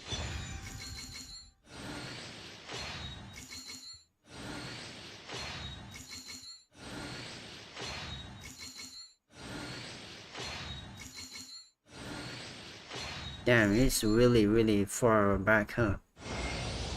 Thank you for joining me, traveler. I'm Mualani, a guide from the people of the Springs. If you need anything, just raise your hand and let me know. Now, please stow your weapon, secure your belongings, keep a firm hold on Paimon, and most importantly, let go of your troubles. I prepared a sharky surfboard for you, so hop on and try not to fall. Alrighty, let the journey begin!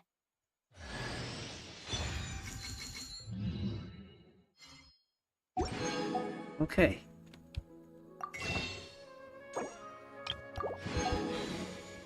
We got Morlani. Let's go. Woohoo! Let's go! What weapon does she use again?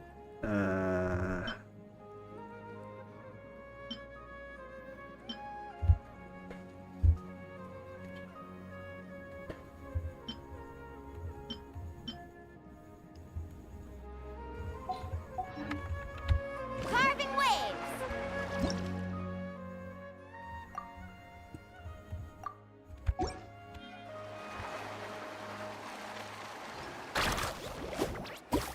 Oh. Interesting. Let's ride!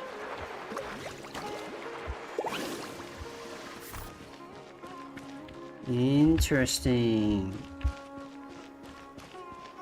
Carving waves! This will make exploration so much better. I'm guessing. What does she do?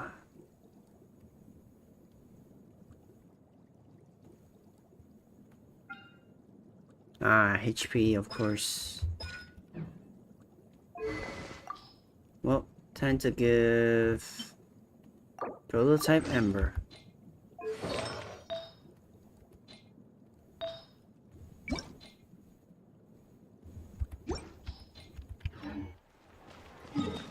I'm guessing I need to unlock the domain for her,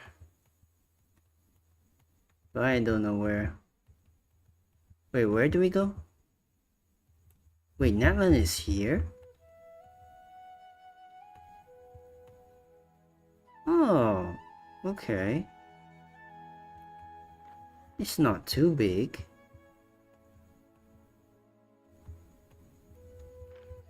Interesting. I did not know. Okay.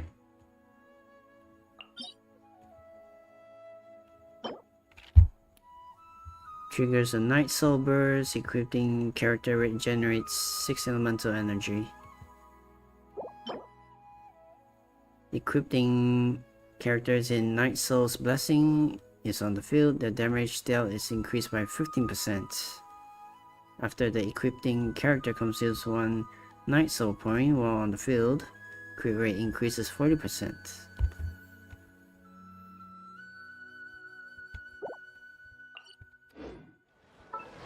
I have no clue what that means.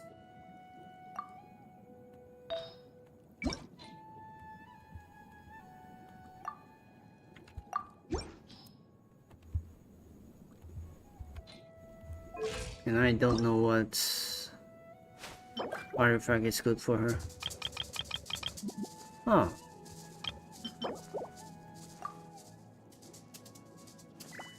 Okay. She dancing. Oh, I need these. Where do I even get them? Oh.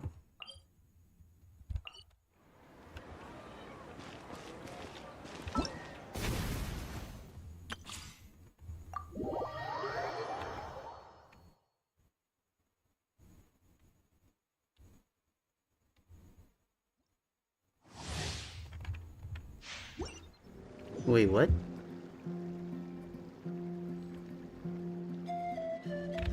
Huh?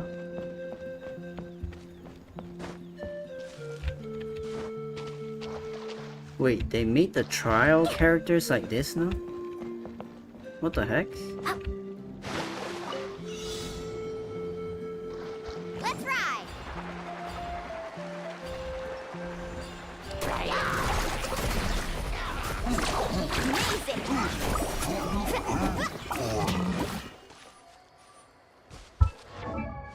What's her weapon? Serves up 80% crit damage. Obsidian.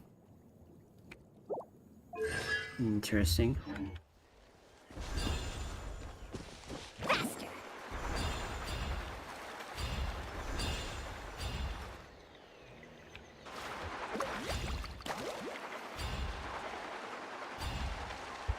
Oh.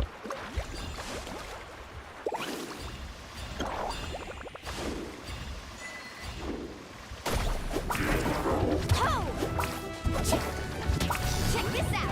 That's the launch! Let's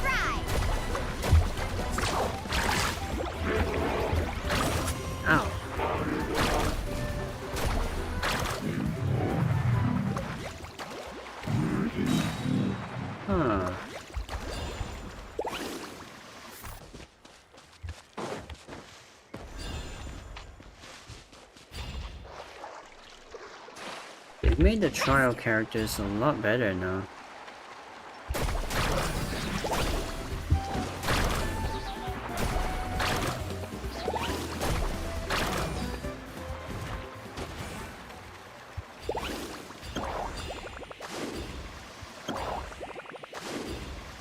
What's your move, shall Ooh. we?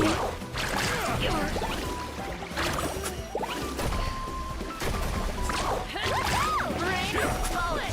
Catching at the flame! Rain bullet! Stay put! Here's backup! Well played.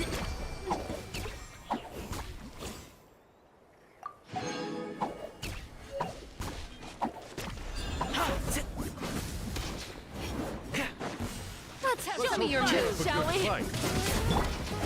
Let's shred, Sharky!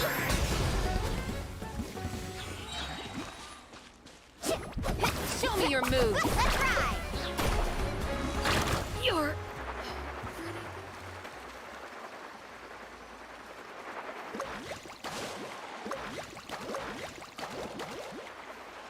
How about we explore the area ahead of us later?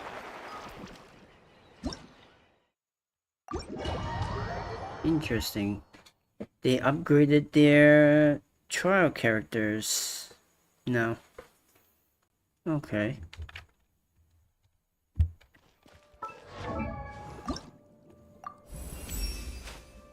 Sweet, just what I needed. Keep them coming.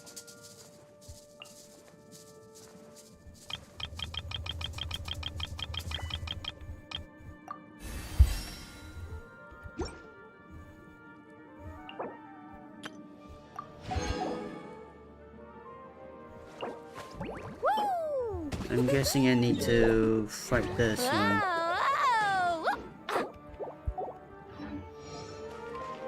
Oh well, I'll probably do that later sometime.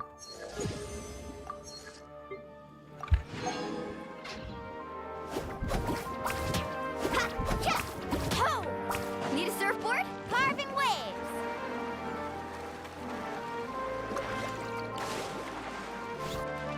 Ah, there's a limited duration.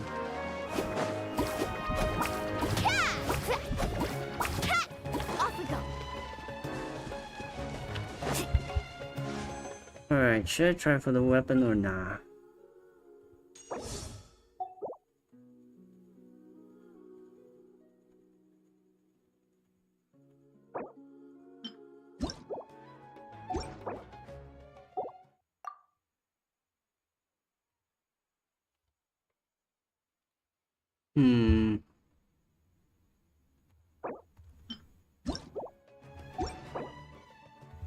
Might as well.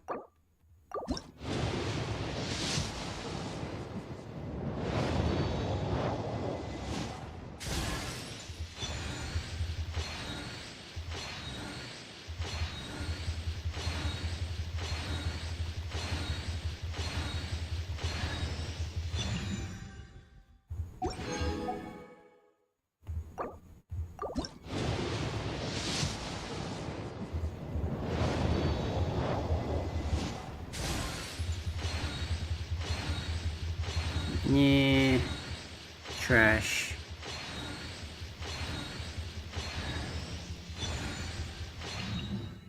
It's all trash, man.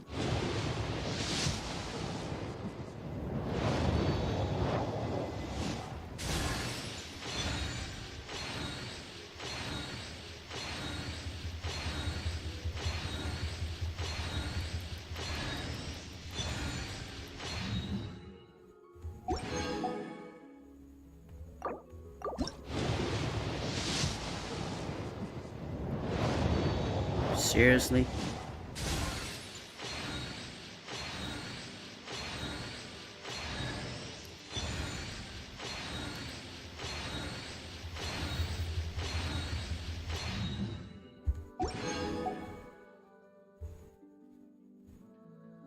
How many was that?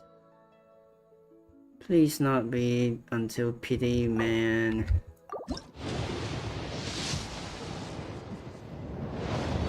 Ugh.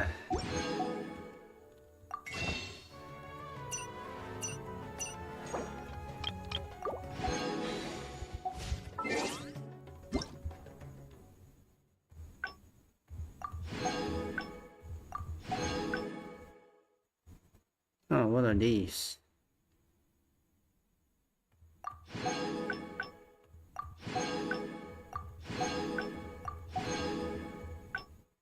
Oh, the new weapons.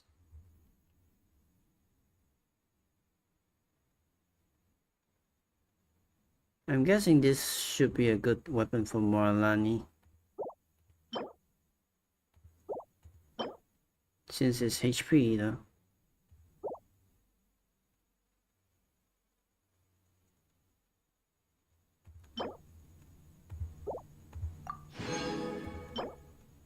Earthshaker.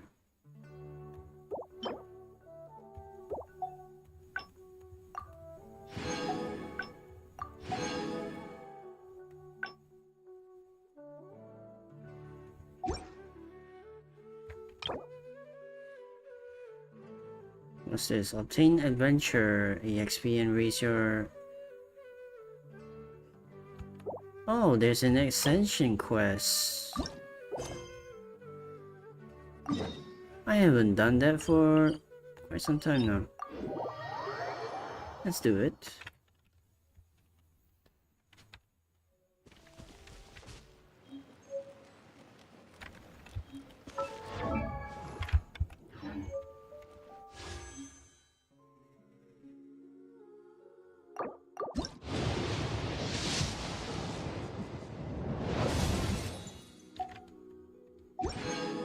Man, the weapon banner is really shit.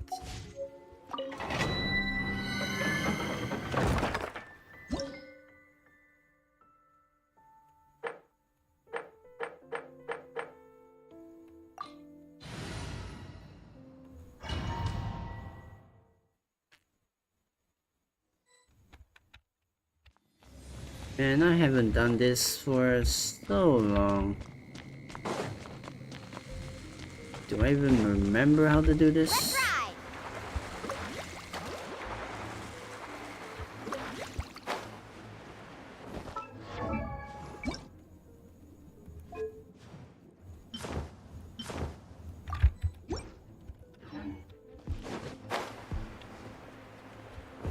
Need a surfboard?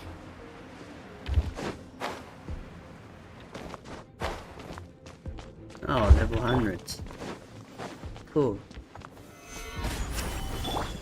Watch out! Hey there! Still dying as easily though.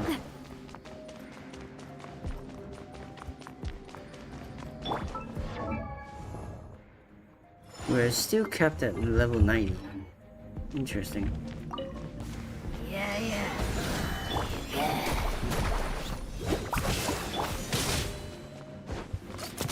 Coming at ya! A proper send-off! From the Spina with love.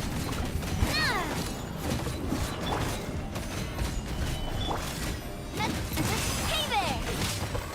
Cha! Behold!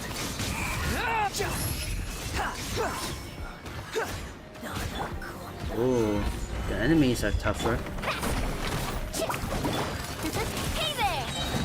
Attack! That's the way. Coming at ya!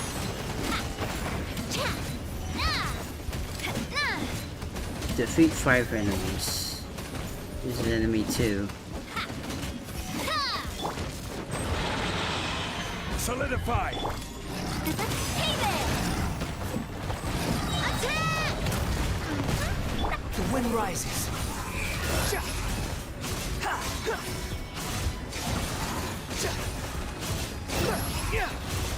Bow your head.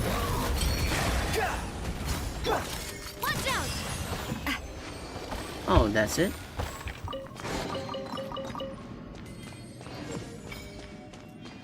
That was fast. Alright then.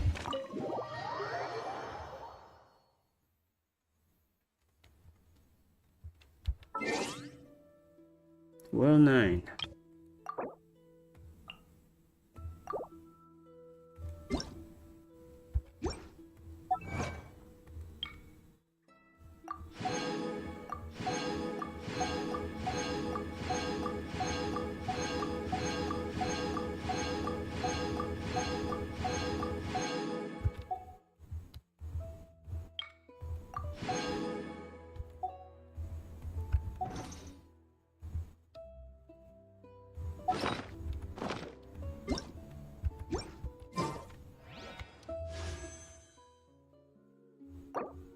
Let's do singles. Come on. Sacrificial fragments. That's a good one.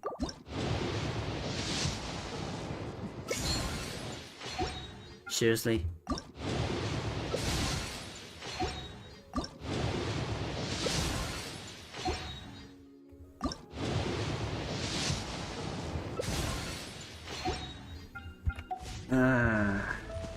I remember how bad the rates are.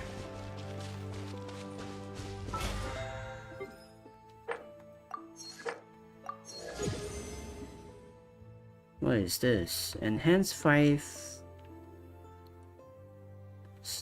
artifacts to a total of 30 levels. Huh? This is a thing now?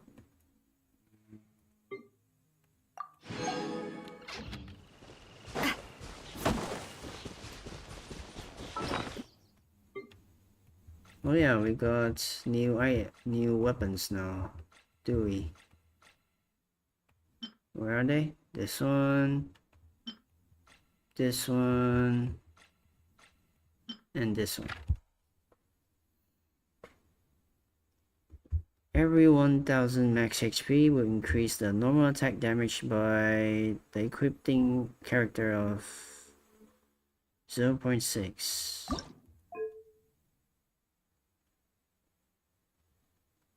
By a maximum of 20%.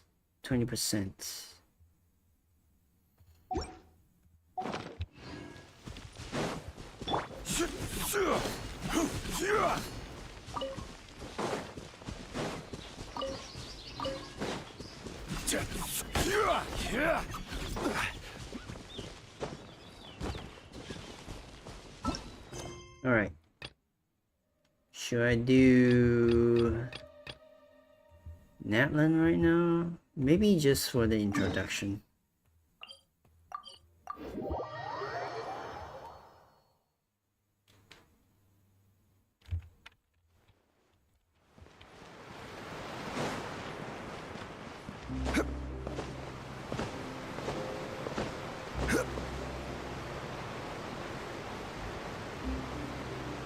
I'm falling.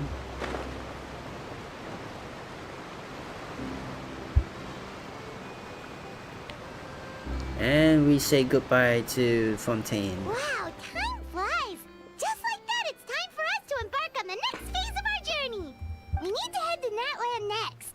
Neverland called it a nation of dragons, but that description doesn't give us much to go off of. We haven't met anyone from Natlan either. Exactly! Even when Inazuma was completely closed off, we still managed to run into people from there and other nations. Huh. Could it be that there are no humans in Natlan? Yes, yes! That look of surprise and excitement is perfect! Hold it right there. Now look at the camera, and big smiles on 3. Ready? Okay, just make sure you get Paimon's good side. Wait, hang on a minute! What's with the photo shoot, Charlotte? Well, I heard you two were about to leave for the next part of your journey. After everything you did for Fontaine, the Steambird simply had to follow up on a scoop like that. Oh, I have a feeling we're going to be short on material once you're gone. Oh, so you knew we were leaving. We don't need a big send-off. That's not really our thing. Yeah, that's definitely not your style, but we got to thinking. And, well, a little change never hurt anyone, right? We? All those obstacles we overcame side by side. Oh, feels like it was just yesterday. Don't be a stranger now, partner. Hello, Navia. If you encounter any troubles along your journey, you need only let us know, no matter the distance between us. Hello, Corand. Partings are inevitable, of course. But distance makes the heart grow fonder, right? Oh, you're here, Farina. One thing will never change, though. We'll always have the memories we made together during this time. Whoa, you're all here! I'm sure we'll meet again. Let me know the next time a festival rolls around. Already thinking about taking time off? Any excuse for a party, huh? But yes, you can count on us. We wouldn't let you miss out on all the fun. Well, in light of your impending departure, shall we take a photo together? Ooh, great idea. We even have a professional photographer with us. Charlotte, would you do us the honor? Leave it to me. Just give me a moment to set the camera up. Oh, by the way, you're overthinking the whole Natlan issue, Paimon. Natlan has human inhabitants and its own unique culture, just like Fontaine. It's just that, because of their local customs, the native people choose not to leave. They're not unwelcoming to outsiders, though. People travel there for business and leisure alike, and usually return with nothing but good things to say. Many members of the Spina have visited in the past, too. Well, that's a relief. Hopefully we don't get swept up in any major drama this time. Don't speak too soon. Hope you didn't just jinx us. Well, given your experience and skill in that regard, I have no doubt you'll be able to overcome anything that comes your way. Still, I hope you can avoid danger this time around. An uneventful trip might be a nice change of pace. All right, I'm ready. Shall we? Shall we? Oh, group photo. Well then, traveler. Bon voyage! Bon voyage.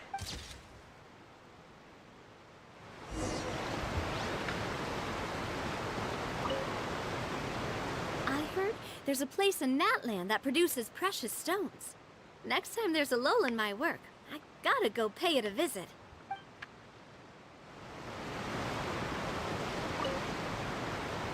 Safe travels, traveler.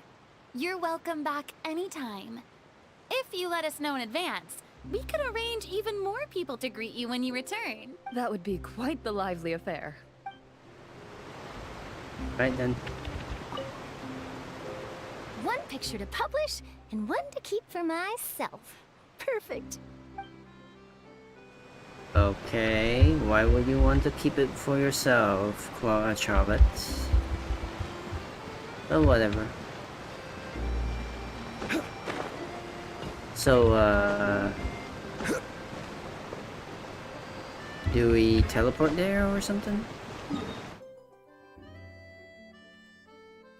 That is such a freaking long way, though. Oh, I can use the teleport. But why would I want to do that, though? Why not just travel there, since I'm the traveler? I travel to places. Why would I use the teleporter? Wait, is that a freaking challenge I see? The heck?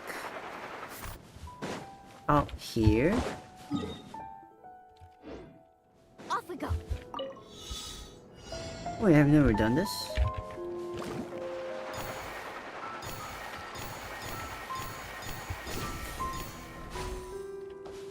Squall Fury!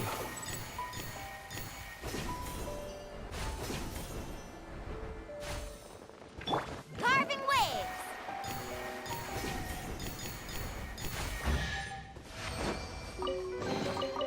I told you today's our lucky day. That's so weird. Have I never explored this place? Need a surfboard? I don't remember now. Heck. Level 100. Okay, how tanky are you? Feeling lucky? Oh, you are tanky now.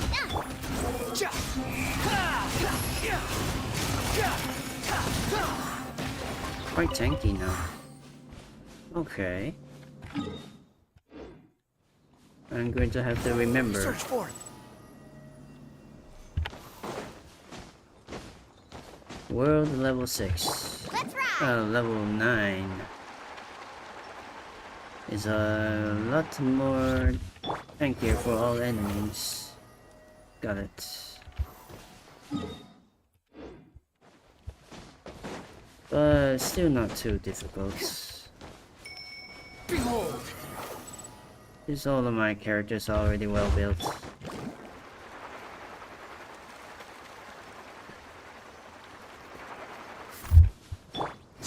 Fury!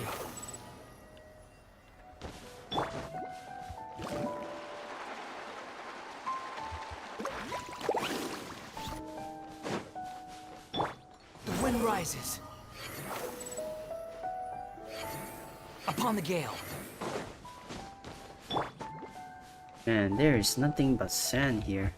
Carving waves! Need a surfboard?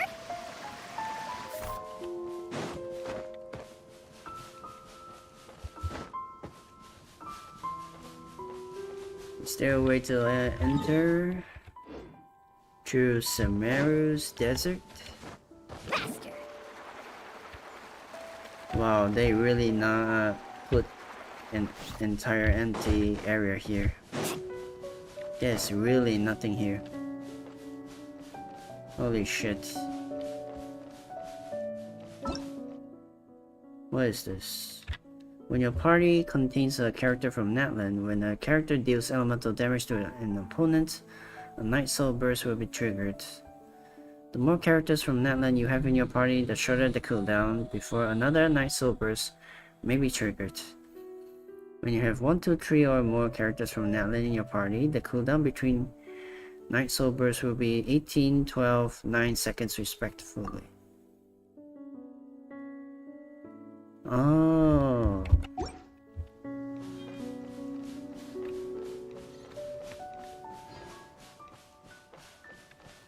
So you want us to be freaking Natlan mains now, huh?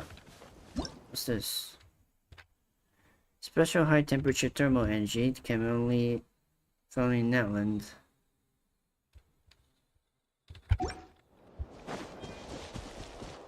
I have no clue what all those things do.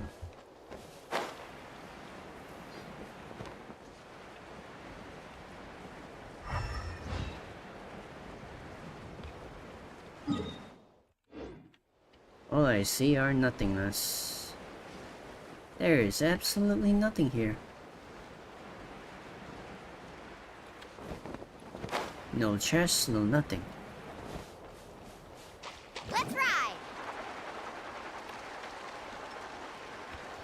Oh wow, in Natlan, the mounts last longer. Okay. Gotta remember that.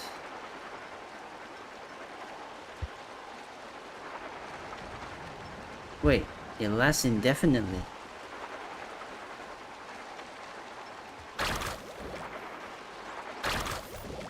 Interesting.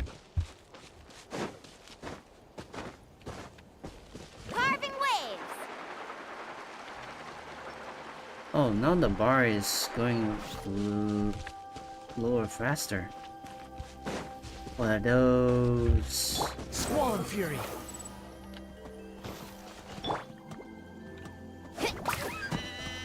Off we go!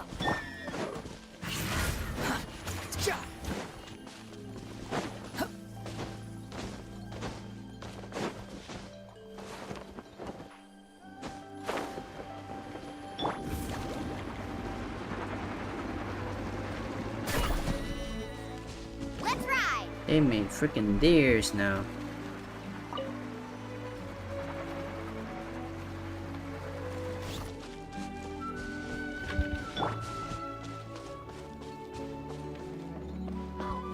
There's a fucking bird.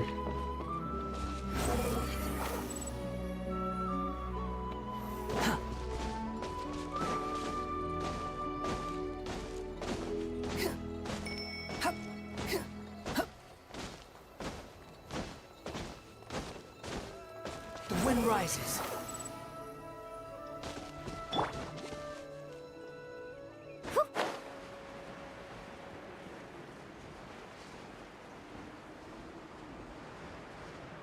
Interesting.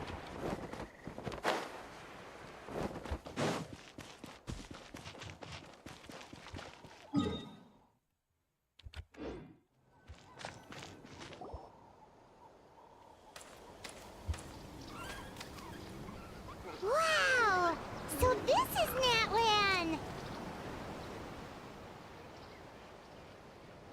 So many strange mountains, and so many animals Paimon has never seen before! Ooh, alpacas. Huh.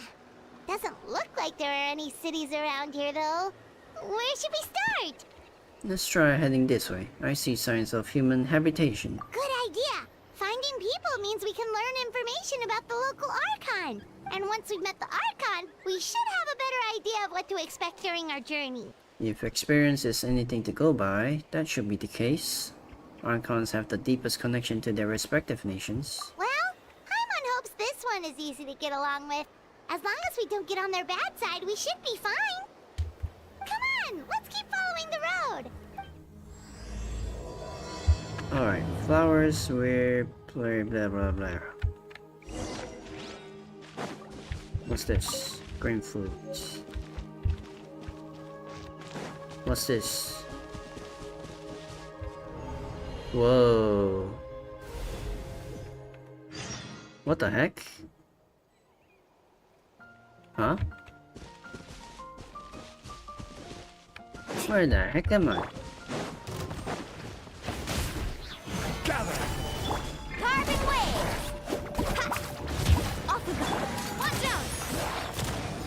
Head up!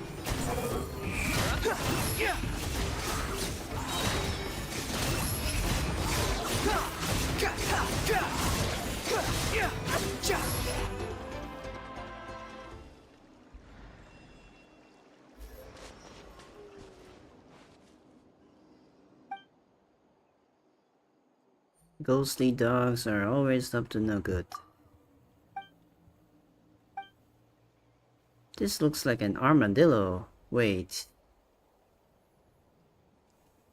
The Rhydon.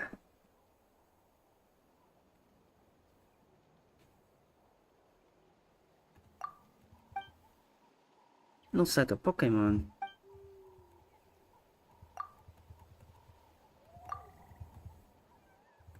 What is that? Stretch out your hand, chosen of dragons. Reach out to me. Join, strength, and then witness all. Thus liberate all.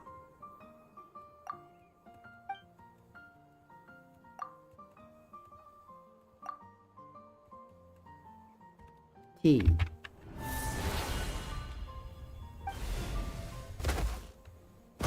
Oh. Wait, I turned into the frickin' armadillo? Nice.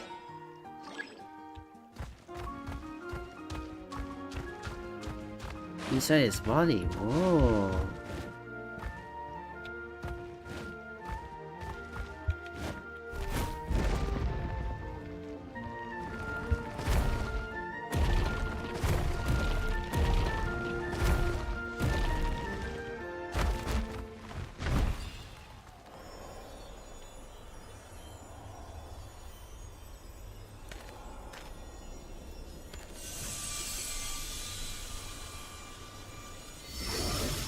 Damn.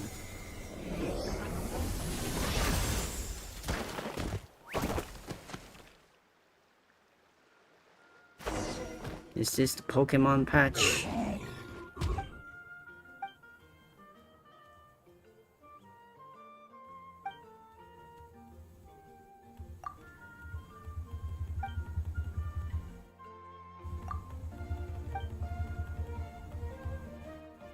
Use it, thank you kindly, Paimon.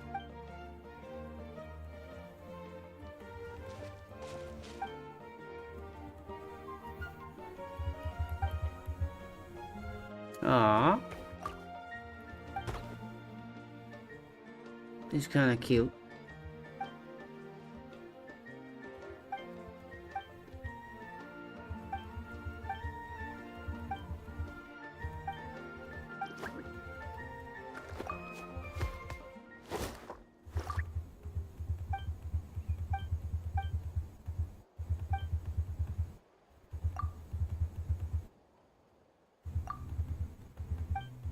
Travel with us.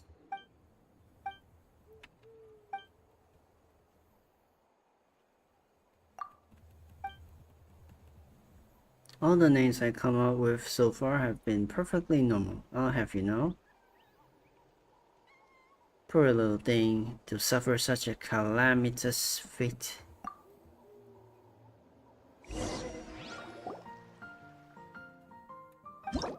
Wait, what? We get to name this guy?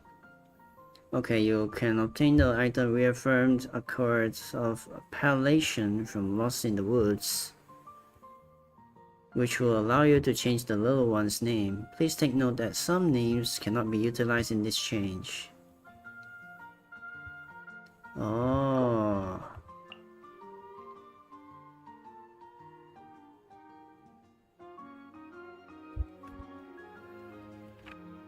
I shall name you Orange Eyes Rook. Oh.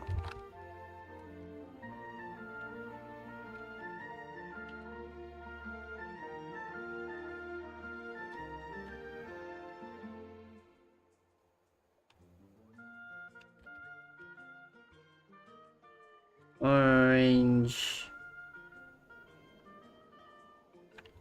Eye Rook Dragon. No.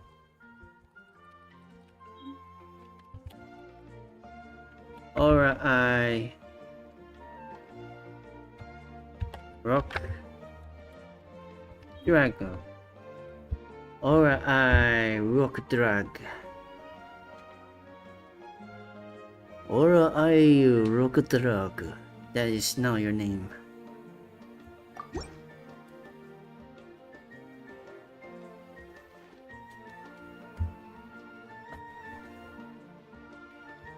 Then let's call this little fella Aura Eye Rock Drug. Let's go with that. Aura Eye Rock Drug, that will be your name from now on.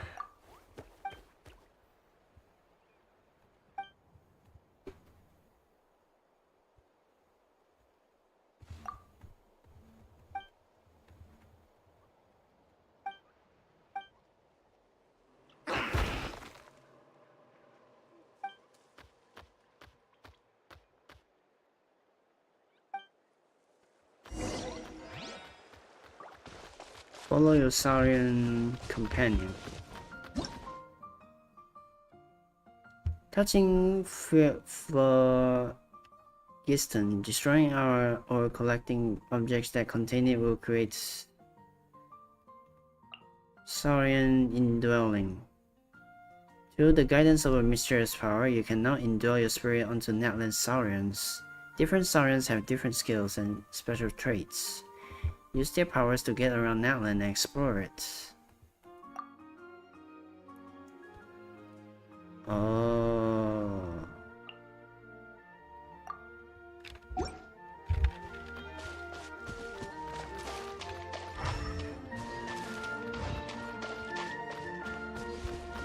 I have no clue what those things, what they are. Okay.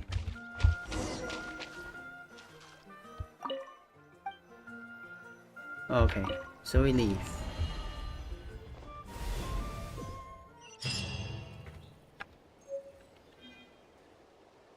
Interesting.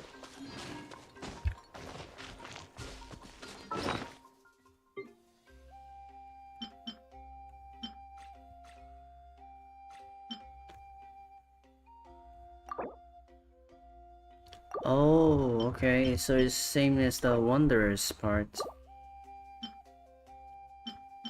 Very special item, okay.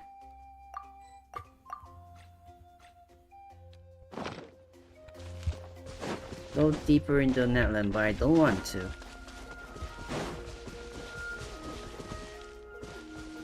I do not want to. But I still need to do it in order to get that frickin' Statue of the Seven. Oh well. What's this? Oh.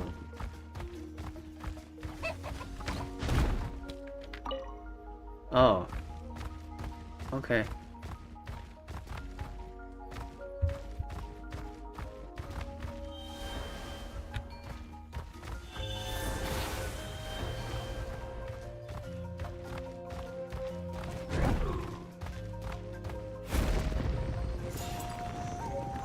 Whoa!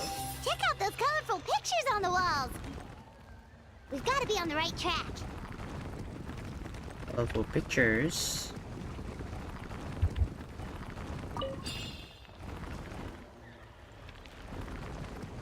Interesting way of transportation.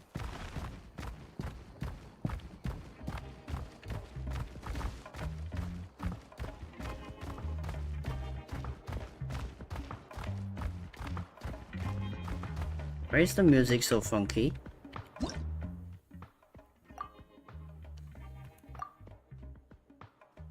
Secret space. They say that the gods at night once made a pact with humans, blah blah blah.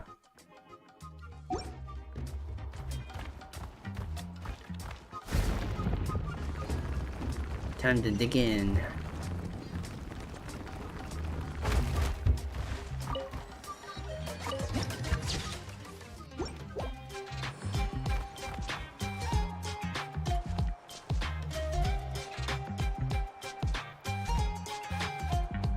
Oh. There are people around. I'm sorry, Kachina. I know it's not right for us to go back on our word like this, but Kempoa and I have to do well during this pilgrimage. You can't seem to find other people to join our team, and we don't have time to sit around and wait. But if you two leave, I'll be the only one left. We really are sorry, but you still have plenty of chances. You're young, and you bear an ancient name on top of that. We're just ordinary tribal warriors with years of battle under our belt and no glory to show for it. Not to mention the physical toll of all that fighting. We're no longer in our prime. We barely had a chance last time, remember? We can't expect a better result with even fewer people. Pilgrimage registration closes tonight. This is our last chance to switch teams. Well, alright. I guess it is what it is. I just wish I was stronger. I'm nothing compared to the other ancient name bearers. But never mind. I guess this is just par for the course as Uthabiti, huh? I'm sure I'll figure something out. Well, if we do well this time, there's still a spot for you at the victory feast. Yeah, even though we're not participating in the competition together, we're still friends, aren't we? Of course. Anyway, you guys should get going before it's too late. Go form a really strong team, okay? Oh. She wears mittens. Guess I'll have to wait until the next pilgrimage. Looks like that little girl over there was just abandoned. Wonder what happened. Oh, she looks so sad too. Let's go check on her. Huh?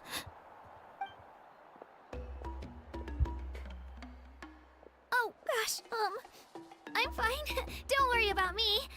Wait, I haven't seen you around the tribe before. Are you travelers? We are indeed. Yep, we just got to Natlan. Oh, welcome! I'm Kachina. Uthabiti Kachina. Uthabiti? Oh, that's something we call an ancient name. It's a tradition we have here in Natlan, although it's kind of complicated to explain. You can think of it like a title for now. If you're here for the pilgrimage of the return of the sacred flame, you'll find out what they mean soon enough. So, this pilgrimage, is that what you were discussing earlier? Oh, yeah!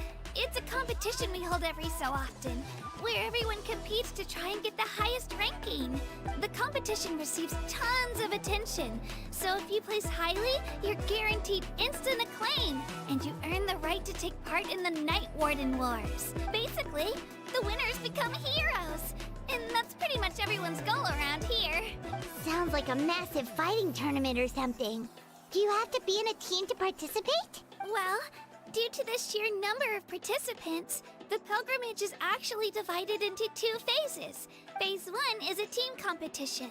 Usually an ancient name bearer serves as the team captain and leads their team in various battles around Natlan, with the goal of capturing Sacred Flame. Oh, and an ancient name bearer is just someone with one of those titles I mentioned earlier. Someone like me. Once the team competition is over, the participants from the winning teams qualify to take part in individual one-on-one matches. Sounds like some kind of Natlan national games. Yeah, the scale seems pretty huge. Wait a minute. If ancient name bearers lead the teams, that means you must be a team captain. Sure am. Although, I don't exactly have any team members anymore. The key to winning is in the strength of the team captain. That's what everyone says. But, the difference in strength between bearers can practically be night and day. So, their decision does make sense. I'd feel the same way if I were in their shoes. What's your plan now? All ancient name bearers have to take part. It's our duty. So if no one wants to be on my team, then I'll just go it alone. At worst, I'm looking at a few extra scrapes and scratches. I'm not great at fighting, but I always manage to get back on my feet in no time. Psst, Traveler. Based on the direction of this conversation, Paimon thinks it might be time for us to do our thing. Okay, looks like it's that time already. Yep. Time for the next phase of our journey to start for real.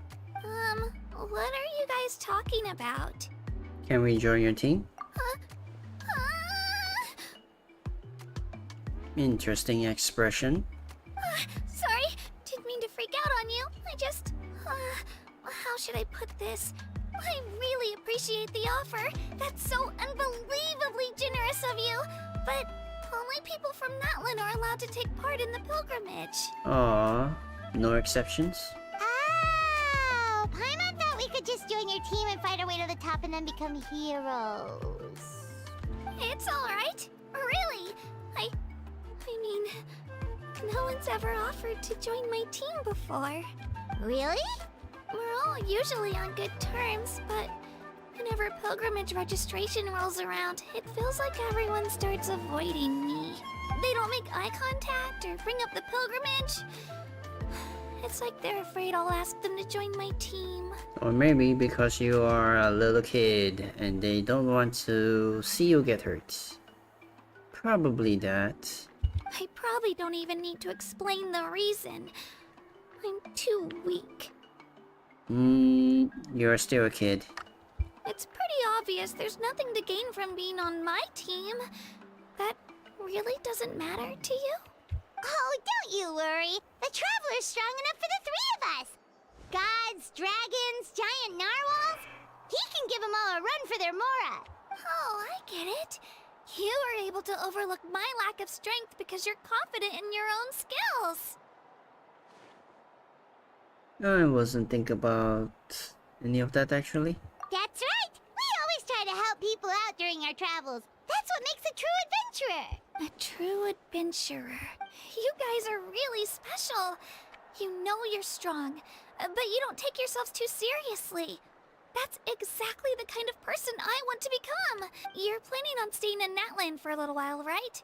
Mind if I try to learn from you while you're here? Learn from us?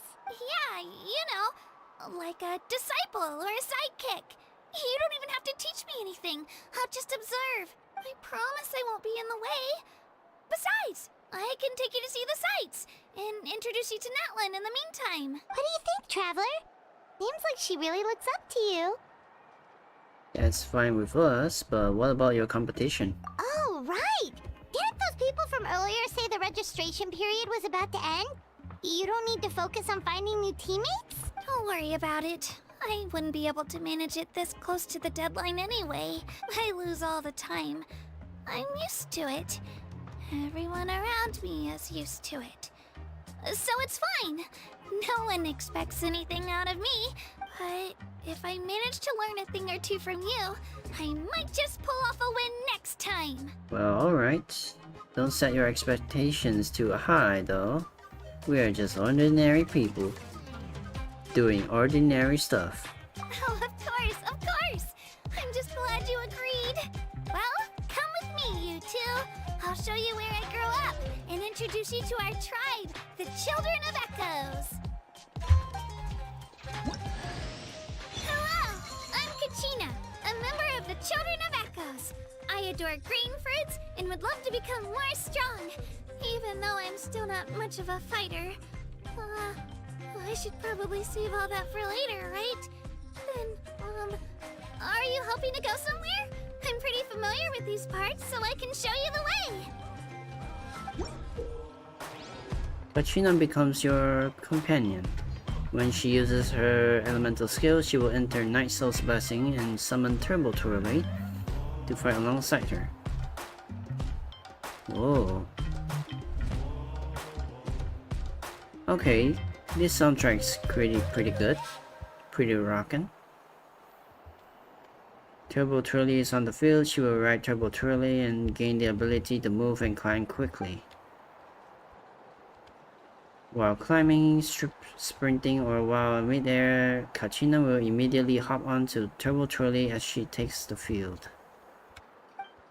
Interesting.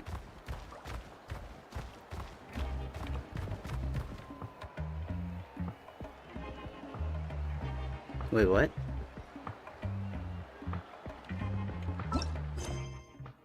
Huh? The location is currently being used by another quest. Please complete the quest.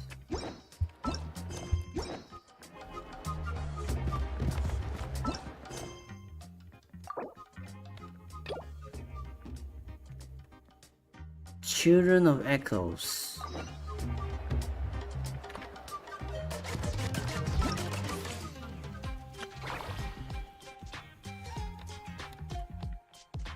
Oh, this is the freaking...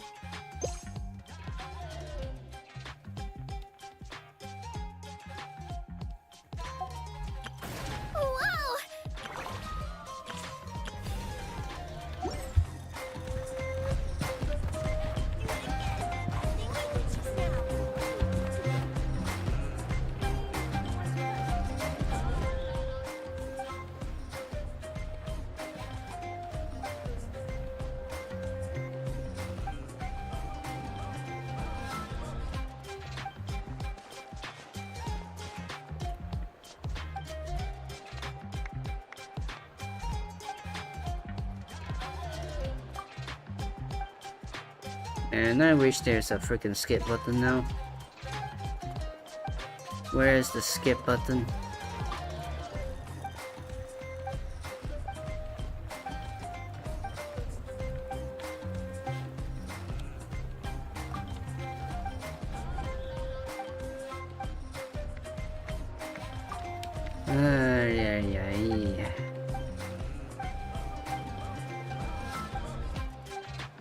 Well, at least the NPCs don't look like copy-paste this time around.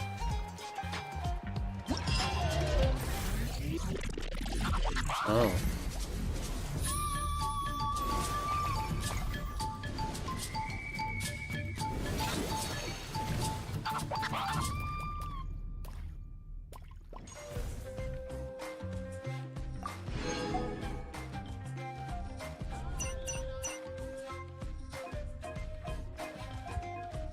Yeah, I'll do all this some other time.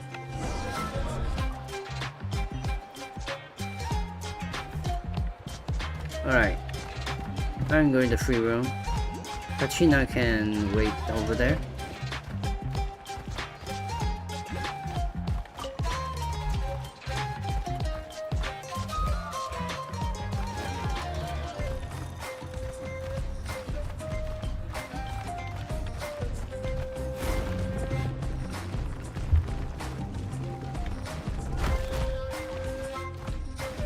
Man, I like walking like this.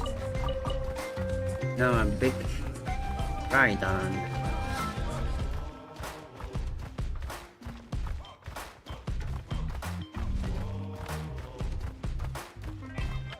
Dum dum dum dum.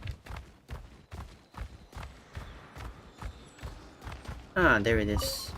Wait, can I interact?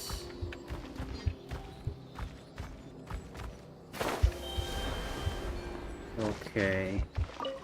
So I can't interact with the statue while as a Pokemon then.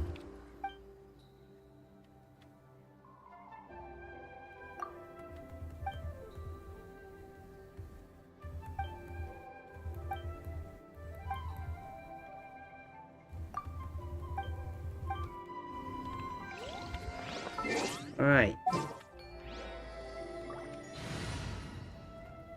What abilities do you have There's still a long road ahead. with Pyro?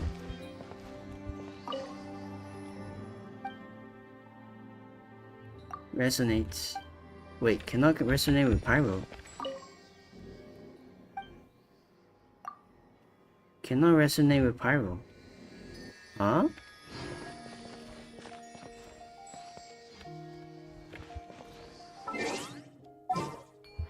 Interesting. This time we can't do that. Whoa, what a lineup! We'll be unstoppable! Wow! I can join the team? Oh, Kachina is Geo. Okay. Interesting.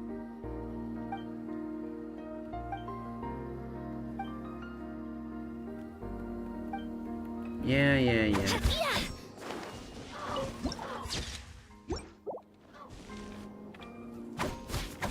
Oh. Pole arm. Defense. Wasn't there a new weapon that was basically defense? Yeah, this one.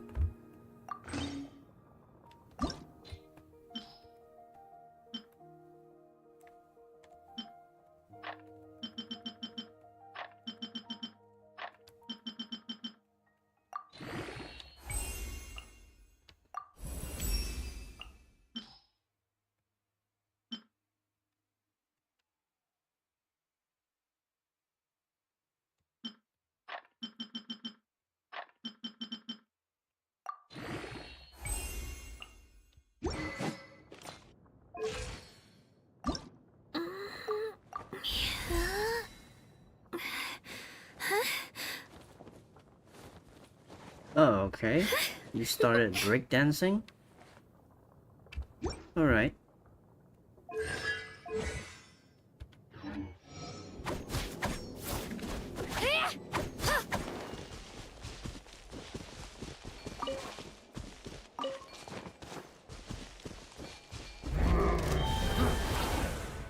Oh.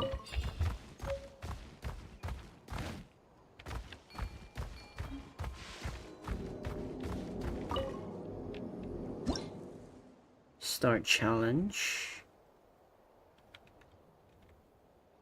You need Tepelisaurus related companion to carry out the challenge. Kachina.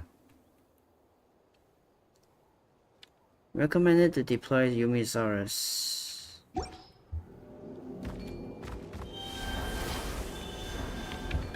I don't get it.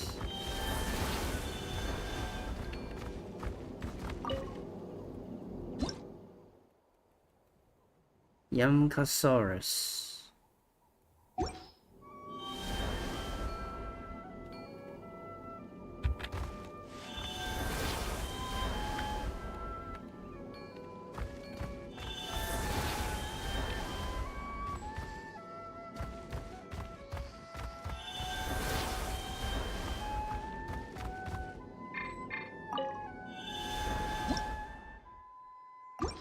Let's try it one time.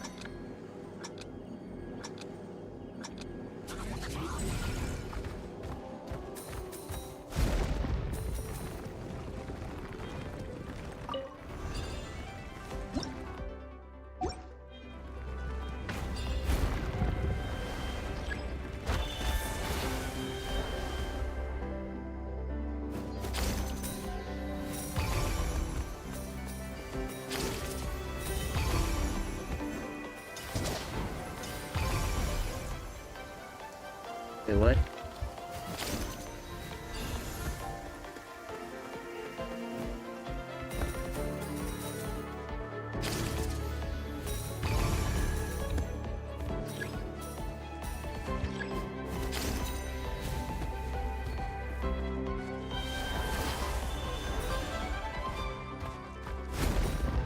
Ah, I need to do that.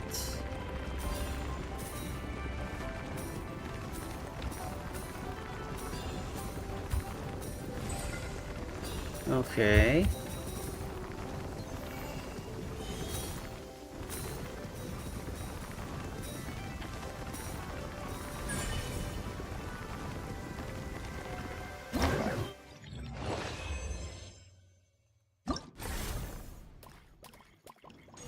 Oh, it was that one.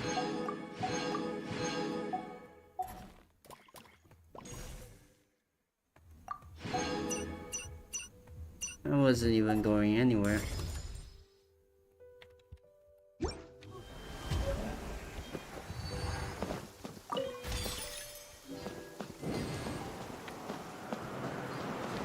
Wait, where's this?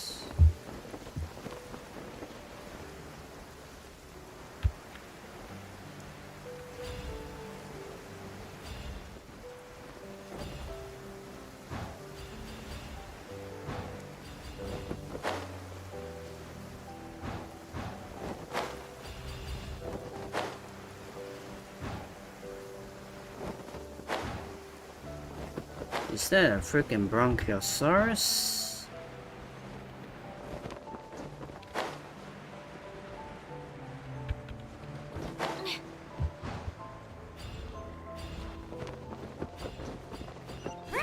Oh, that's a chest. Whoa! Look at all these shiny rocks!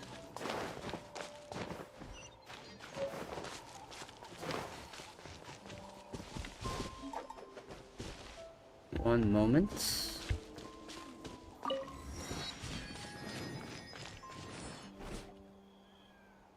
This is a side quest.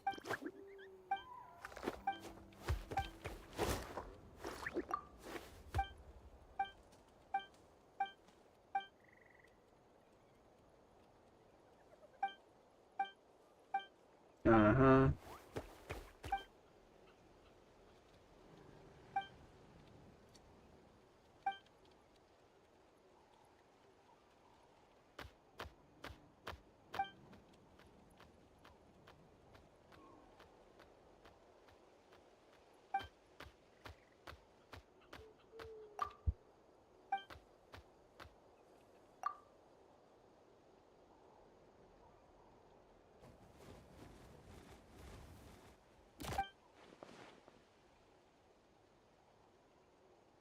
Flame Lord's Blessing.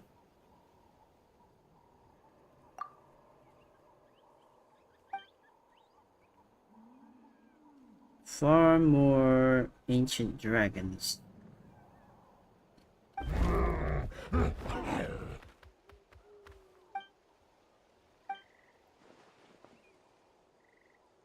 Deliver him to the children of Echoes. They will deal with the matter appropriately. Deal with the matter.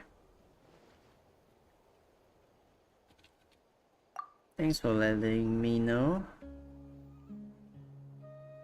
I do not unburden my companions.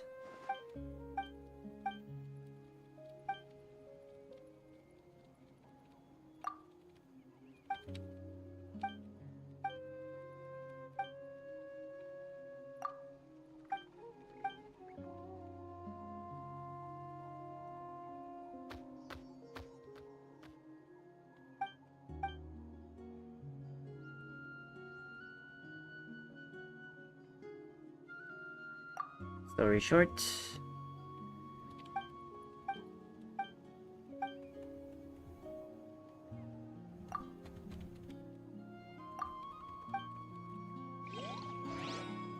We got our very own Pokemon.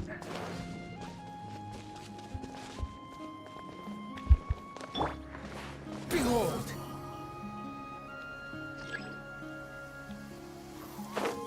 Wait, what? Photo taking challenge of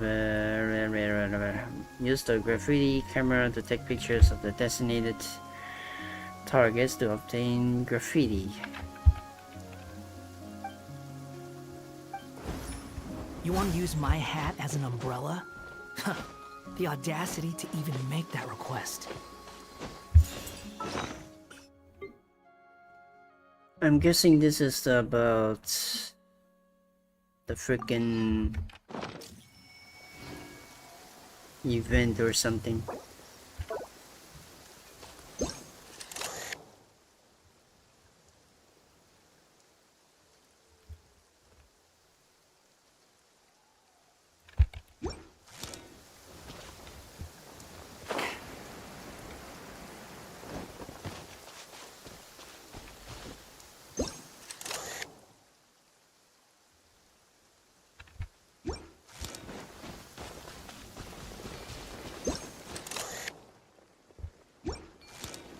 What exactly do I need to do?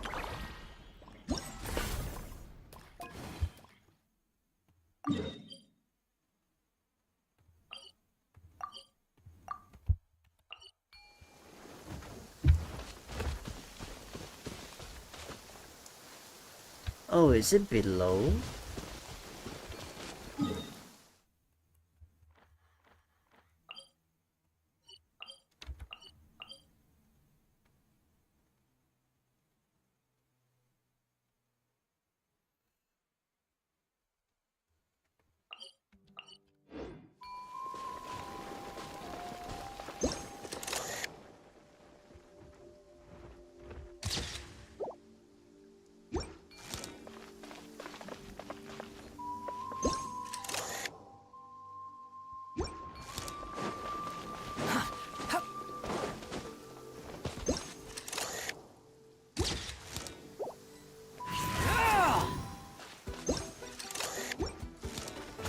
Squall and Fury.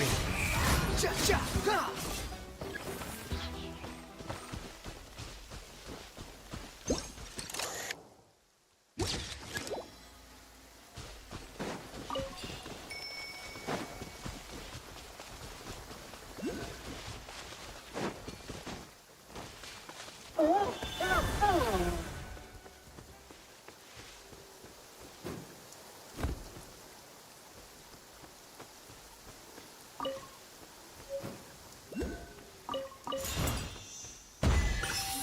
Wait, what?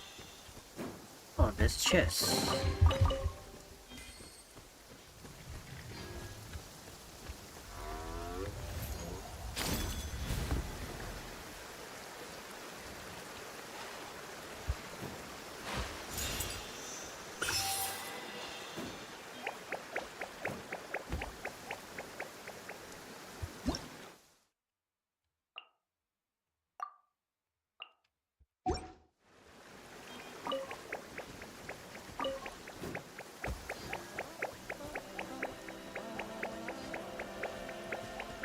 What the heck is this?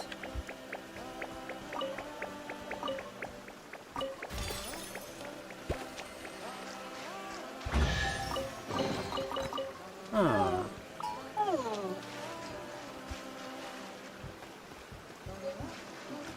Enter.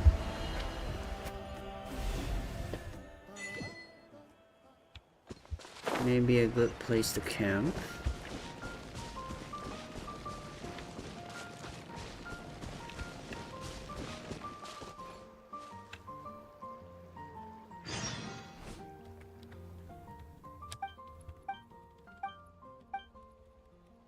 Ora ay rukadrag.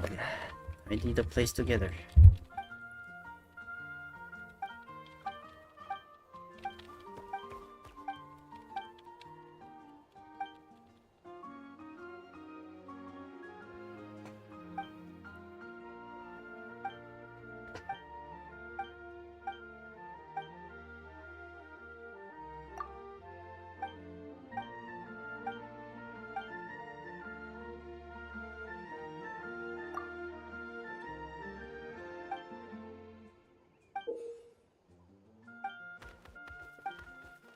That's a gem.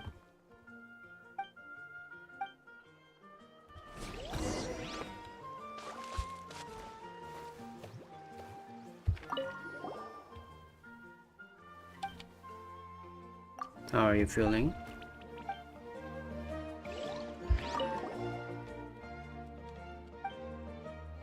Touch his horn.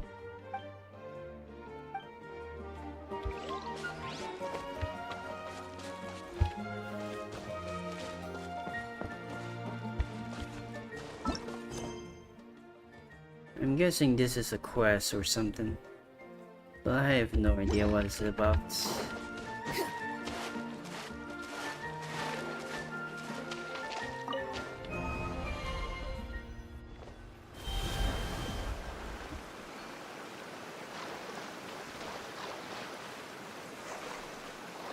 You want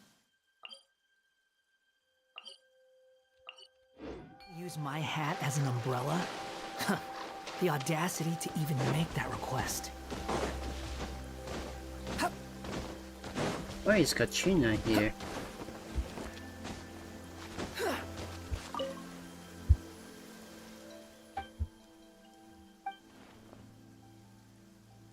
Our present commission is pretty awesome.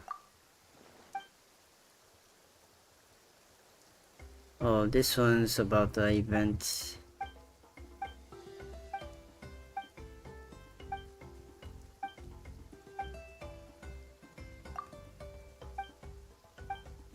Definitely about the event. Since it's got nothing to do with the Archon quest, I'm just going to skip it.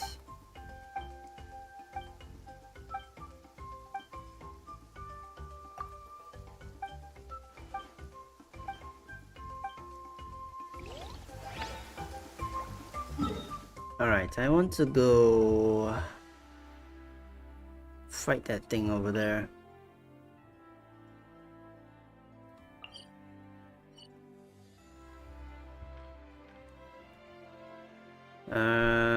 First, we unlock this.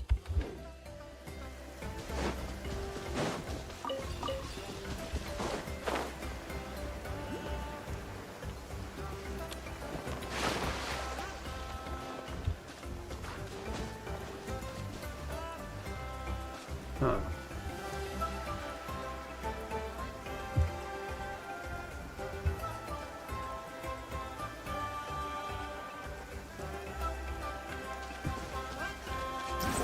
Upon the gale. Everything is so confusing right now.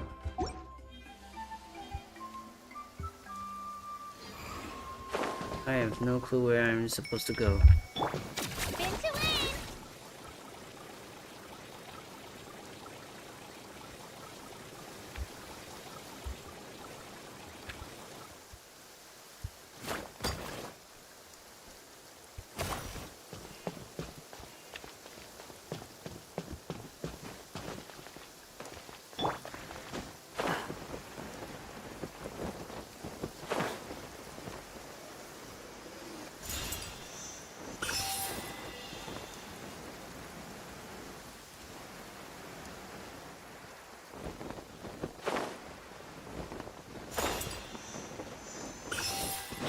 Following me. Oh, there's a person here.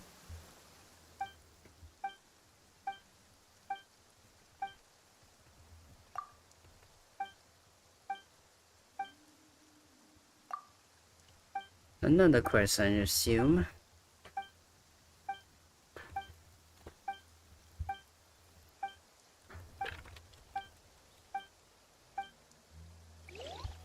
Without a pass.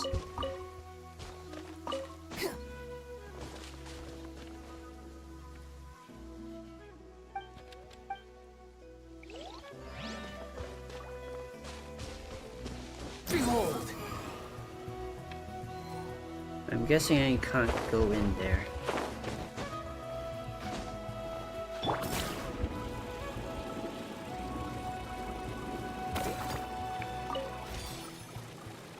Oh, look at this gem!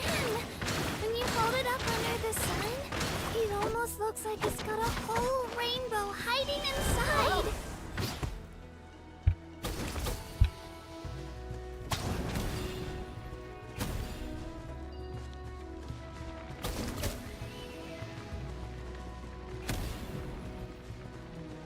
Interesting.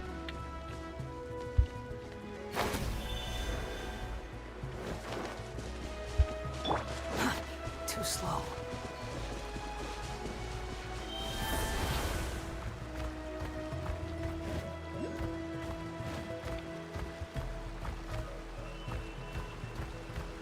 Oh, the teleport is over there.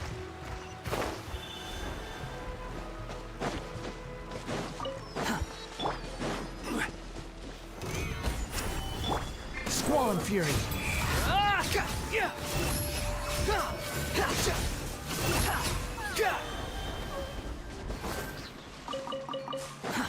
Too slow. Ah, so I do need to fight these to get the drops.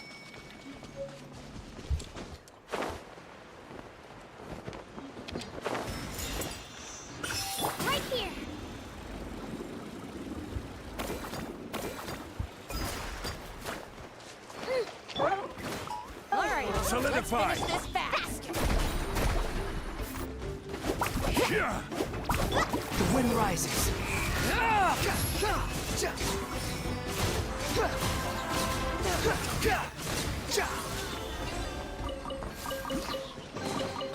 Take it and have fun.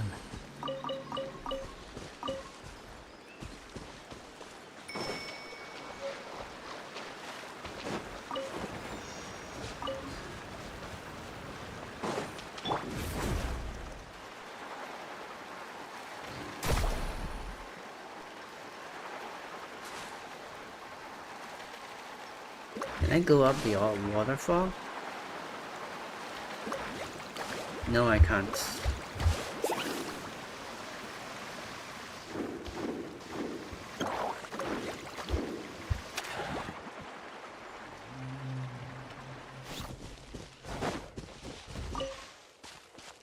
Wait, what? Off we go. Oh no, I dropped it! Quick, pick it up! We didn't just jinx us.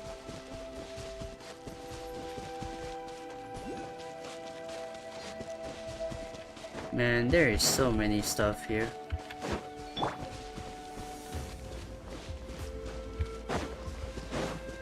All right, let's finish this fast.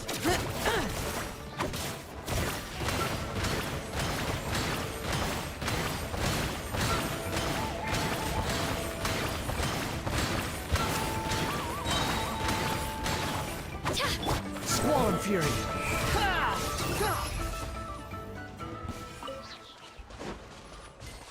Right here!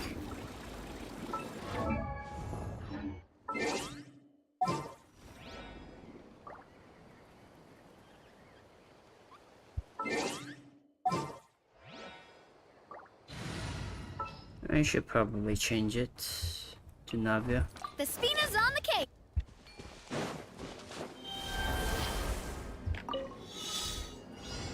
Oh.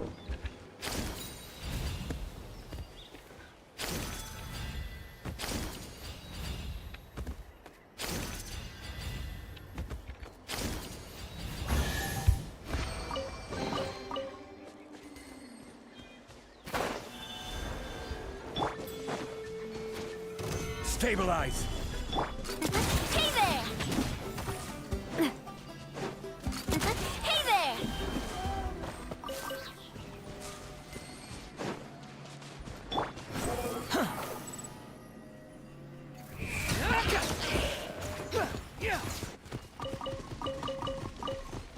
Ah, so the alpacas don't fight. Take it and have fun. Why do the freaking chests always suddenly appear? Too slow. Gather. Hey there! Behold!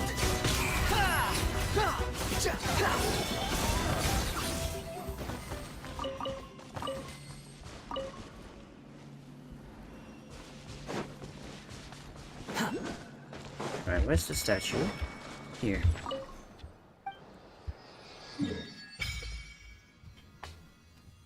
Still a bit further away.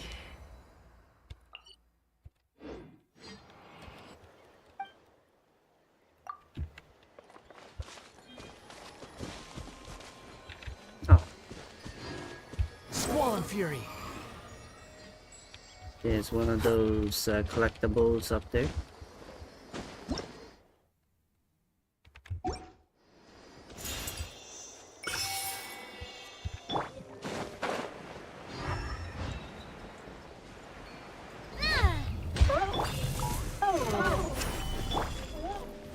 Feeling lucky? The wind rises. Watch out! Hiya!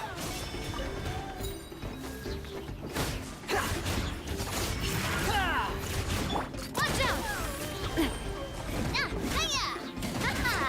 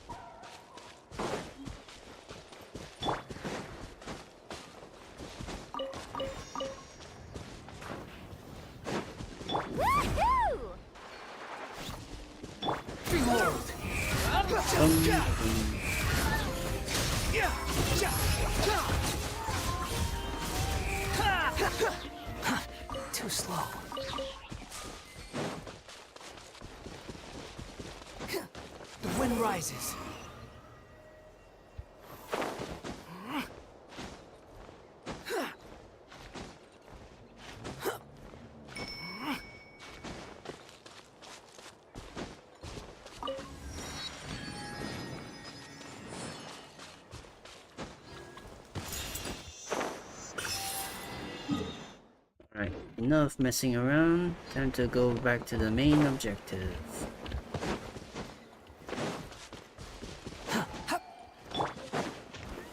Stabilize! Watch out!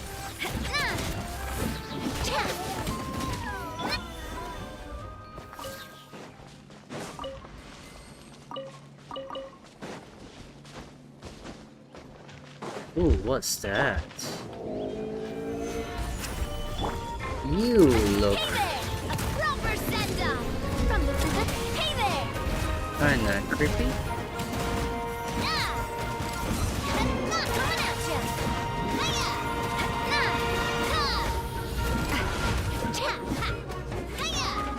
Squall and fury.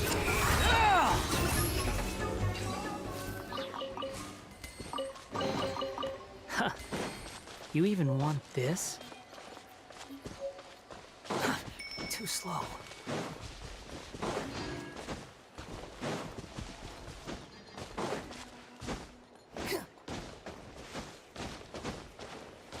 The wind rises.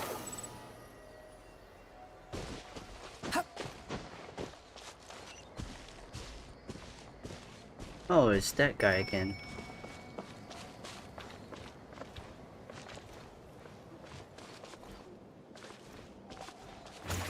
Yeah. Is there anything fun to do in the north?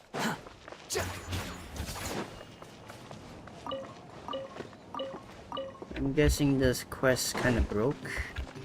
And he can't do anything. Oh well.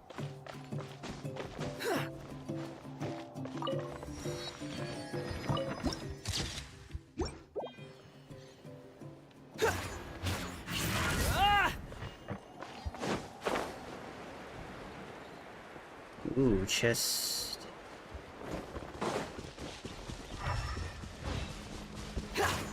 Okay, what do I do here?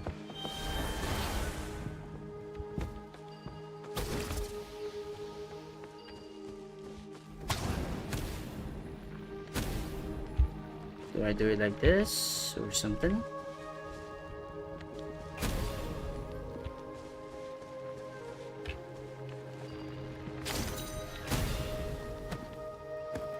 Ow.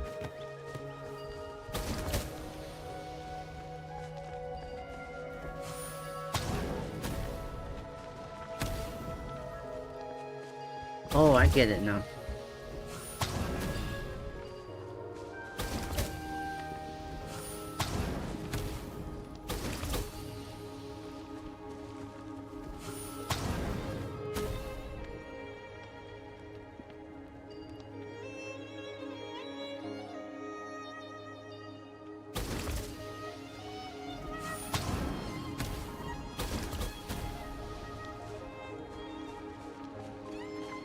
Okay, I don't get it. What am I supposed to do here?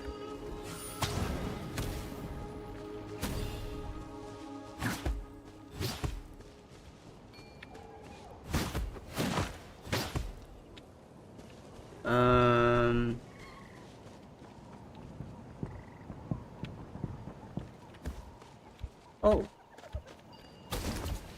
I didn't see that.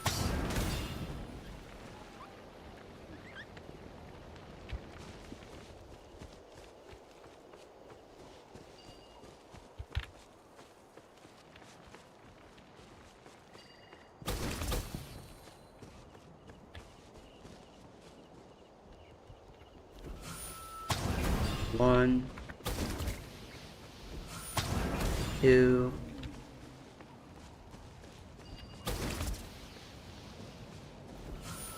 three, four. No? It's not.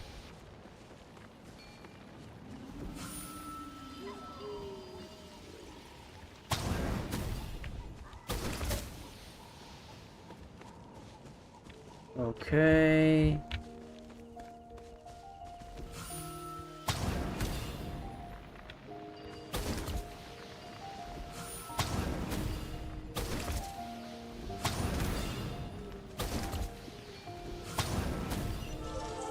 There we go. Kinda confusing.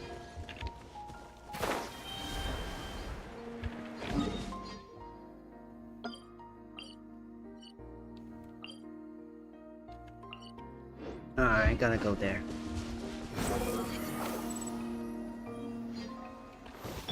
Let's ride!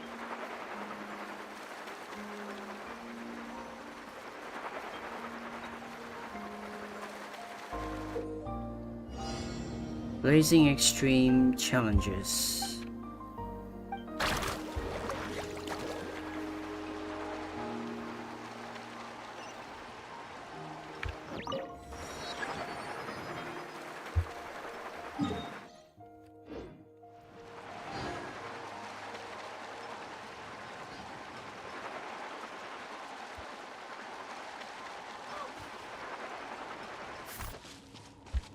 Behold! Alright, let's go fight that boss, whatever it is.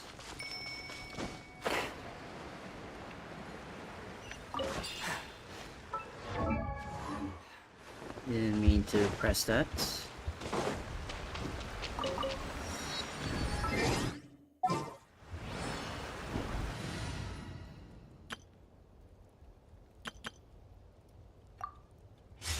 Alright, let's try this thing.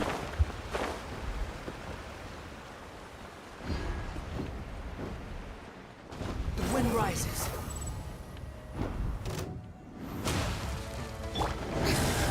Yoo-hoo! Time to shine! Too late for regrets! Have fun with... Wind, hear me.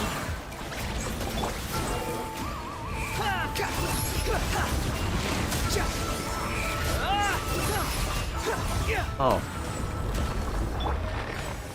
Okay, it's dead.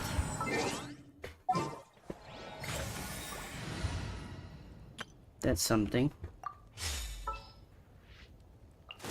Another chance to learn?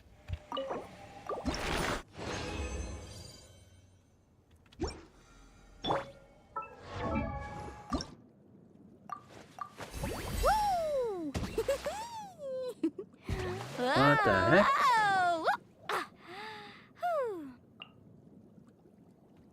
Where do I get this?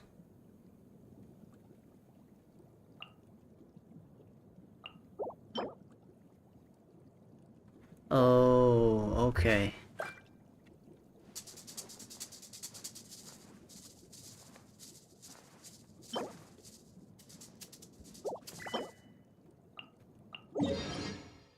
I need to collect it here. You can only do so much on your own, but with a group right here.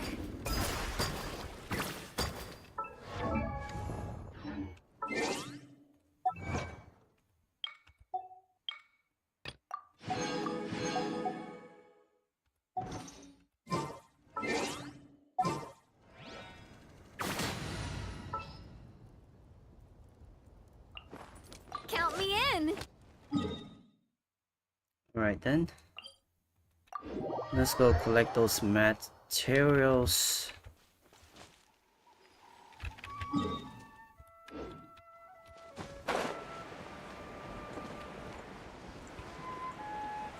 And I need to fight those guys to get... Got something you want to say? Oh, you asked for it! Watch out! Hey there! Fire! Well...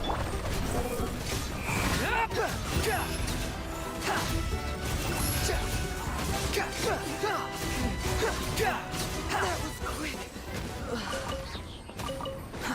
Too slow. Unnecessary. That was fast. Even at world level 9 is not that much of a freaking deal. Everything just survives a bit longer. Too slow. But that's about it. Squall and fury. Quit following me.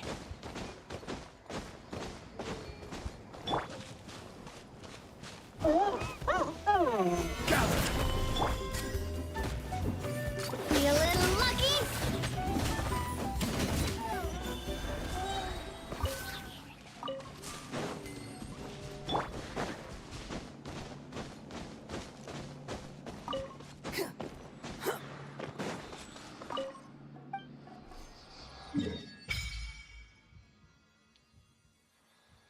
Damn, there's a lot.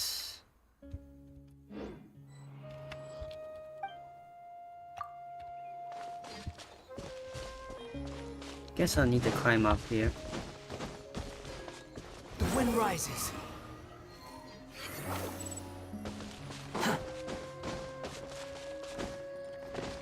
Ooh.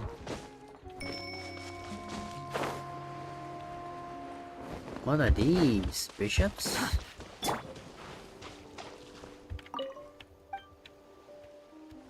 A Holosaurus.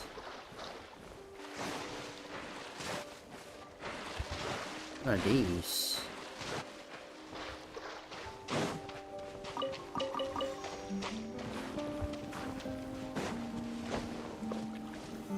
Solidify!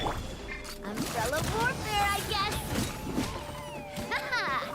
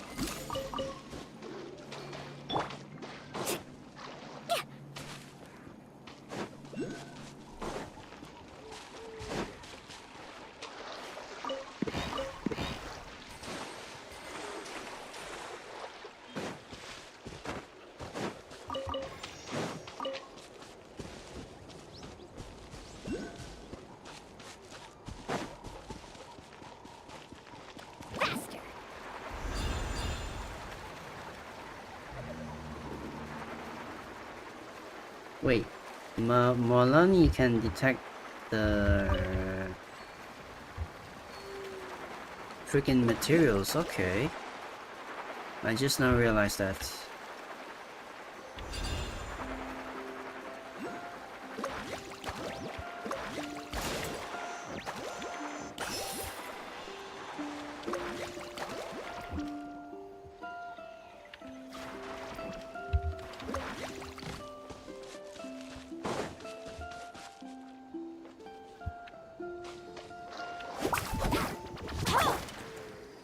Ah, sneaky.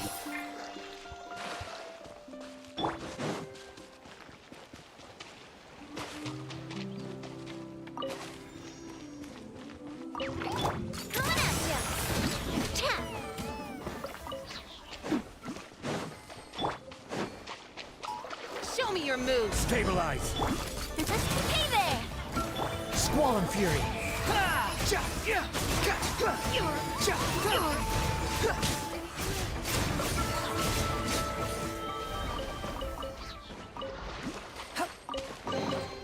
Take it and have fun.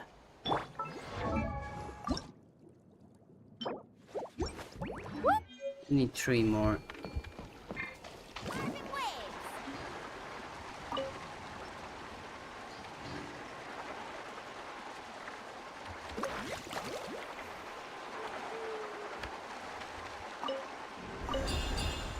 Man, this is going to take a while.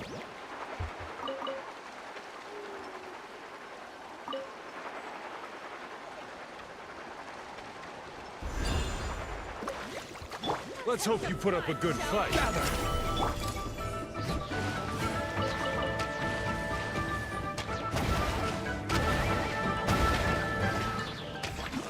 The wind rises.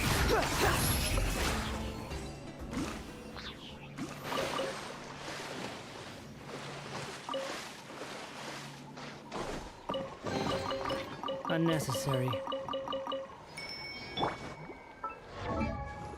Yay, ascend. Woo! Nice.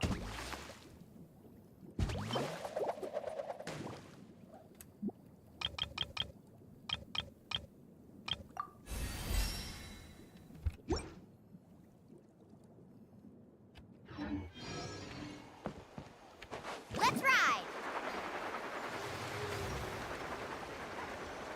Let's continue collecting all these.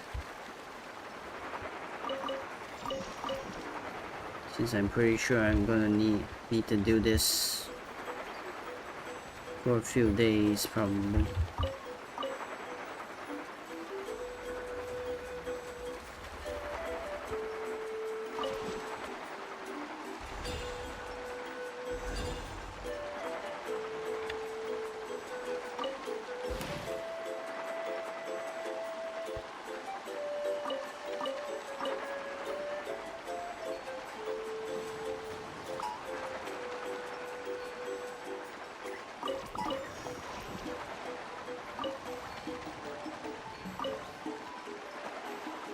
Dum dum dum dum dum dum.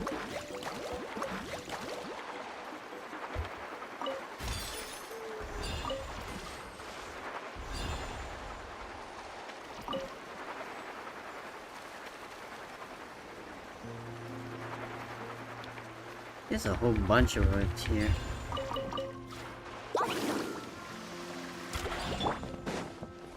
How about this? Solidify! Take a seat. Coming at ya! Haven! Swollen Fury!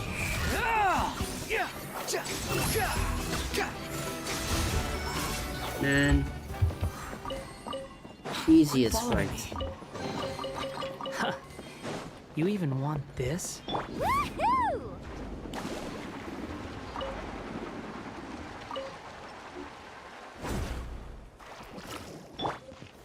Gather!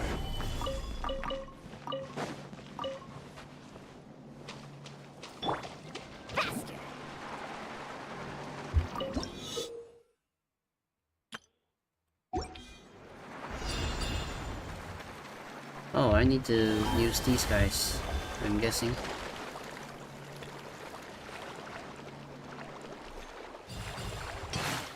Oh.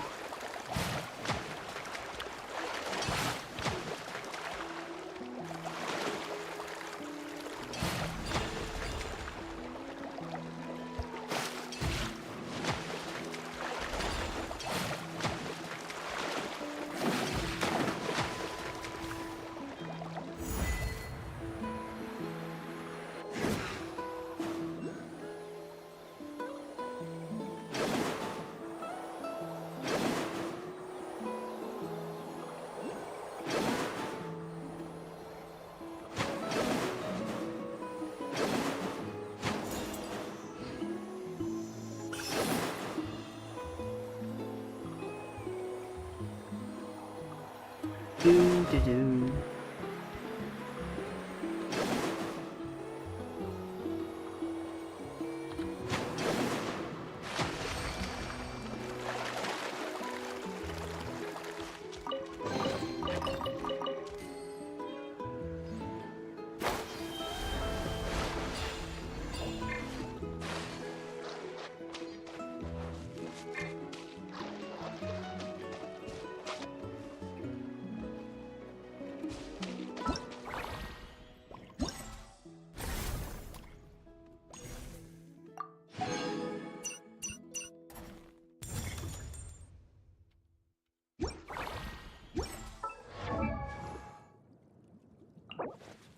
Woo! Whoa! Whoa! Ah. Whew.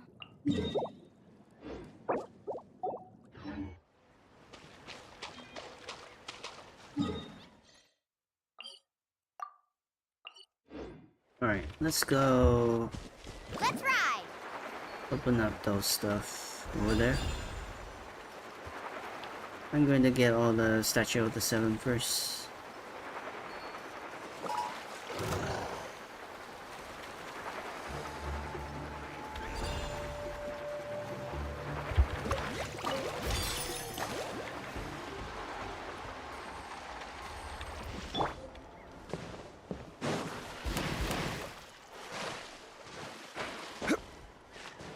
Who's that guy? Behold! This guy an NPC?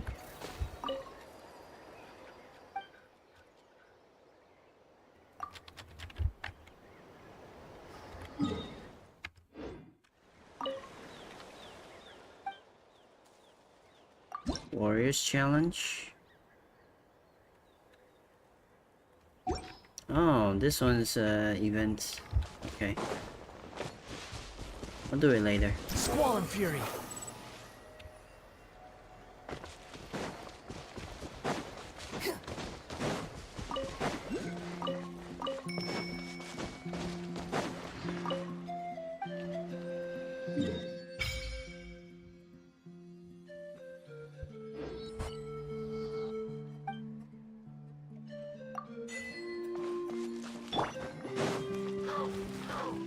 Wait, Need a surfboard?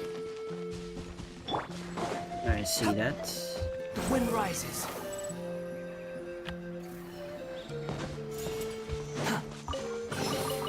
Take it and have fun. Squall and Fury.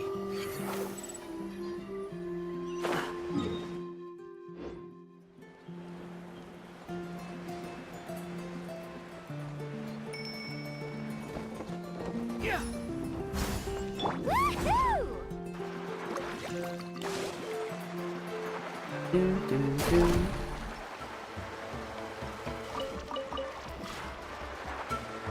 Off we go.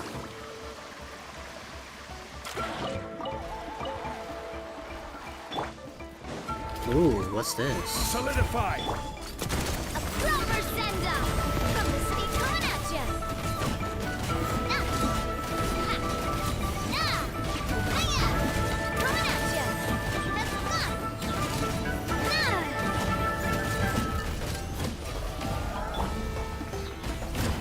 The wind rises.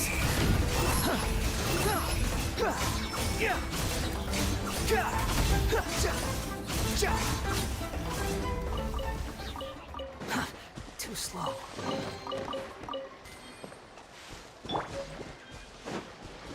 Faster!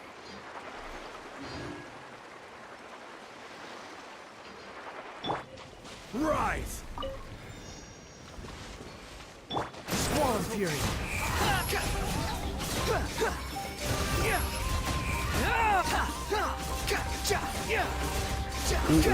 That's far enough.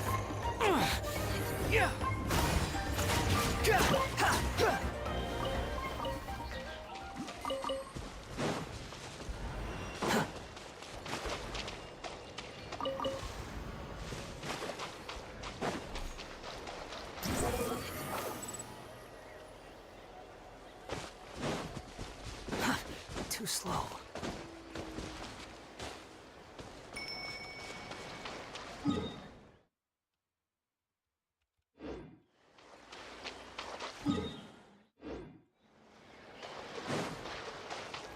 The wind rises.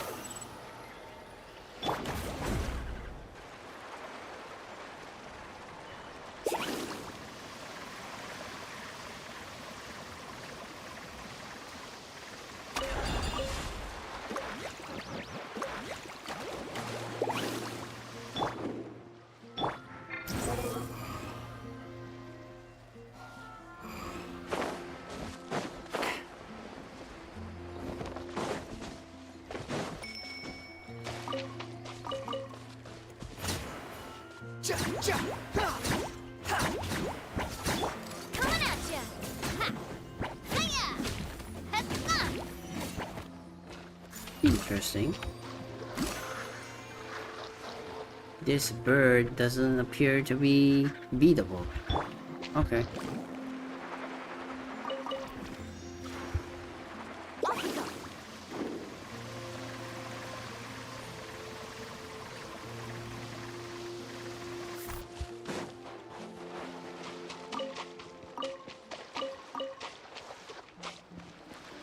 Let's ride!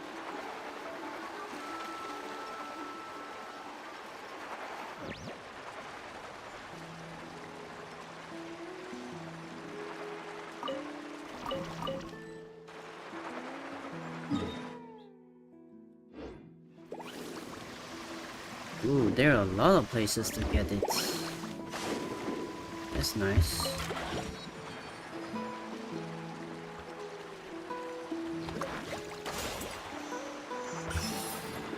What are these over there?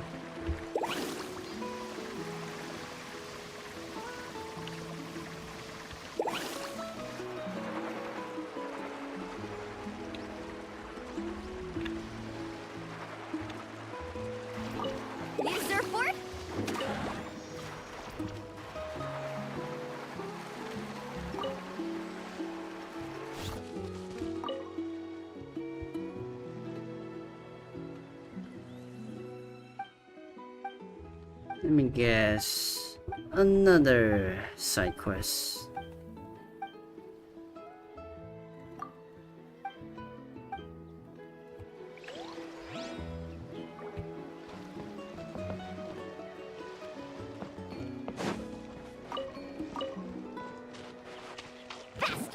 Not interested right now.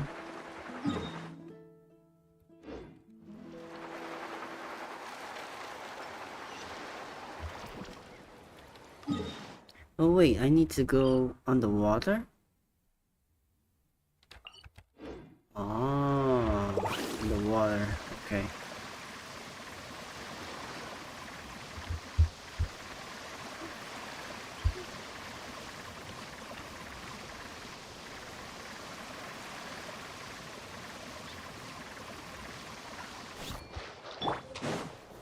Stabilize! Watch out! Coming at you!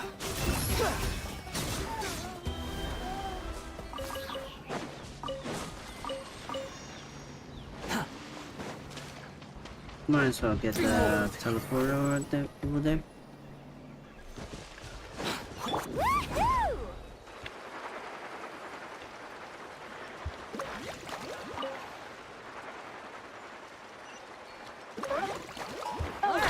Let's finish this fast. Solidify. Squall and fury. Let's round him up. That was quick. Huh. You even want this? Wait, what?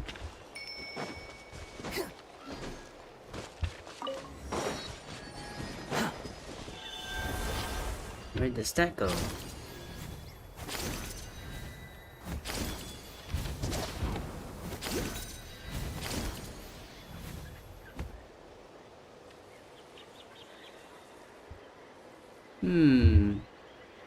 Oh.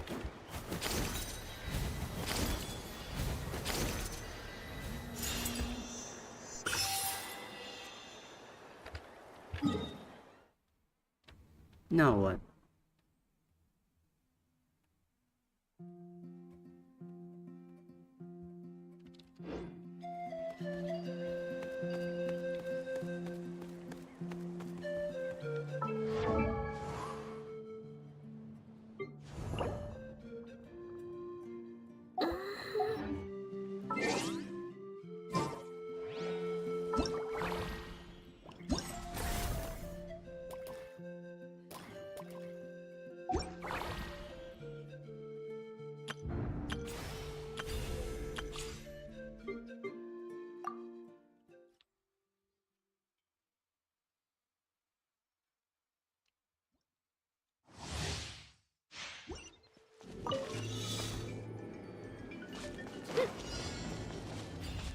Let's go, Swirly!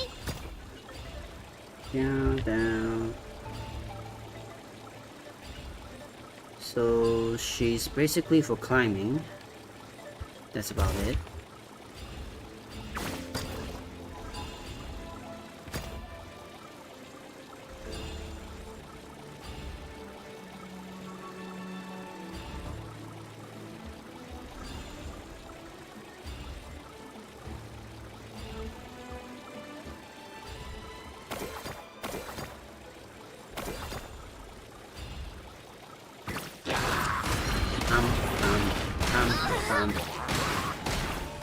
Boom, boom, boom, boom, boom. Advance! This moment will be frozen in time. Supporting fire! Check this out! Here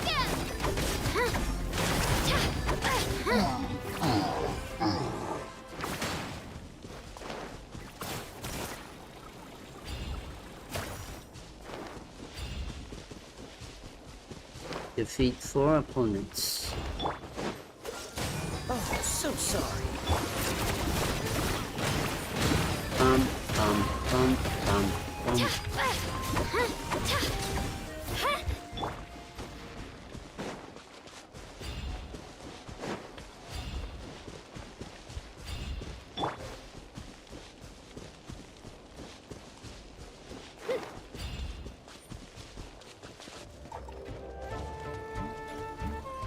Man, now they are making the trials a bit...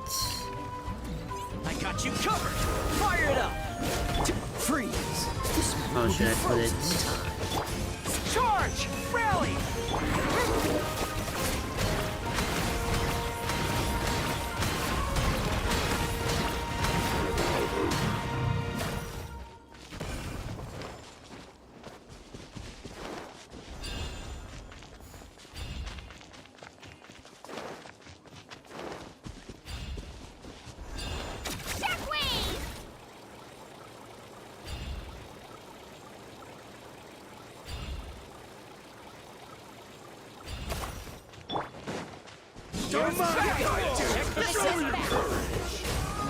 Frostbite.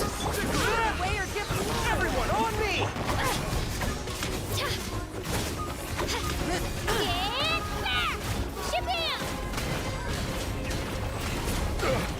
Forget it!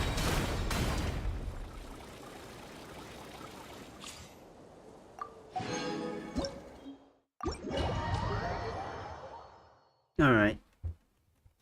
That should be enough. Right now I'm just going to focus on leveling Walani. Katrina can wait, I think.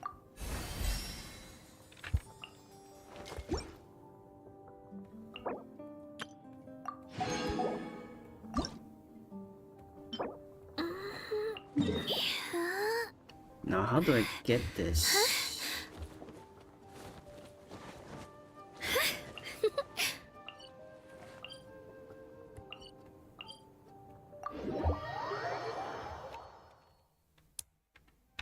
I'm guessing I need to go here. Yeah, it's here, isn't it? Quit following me. The wind rises.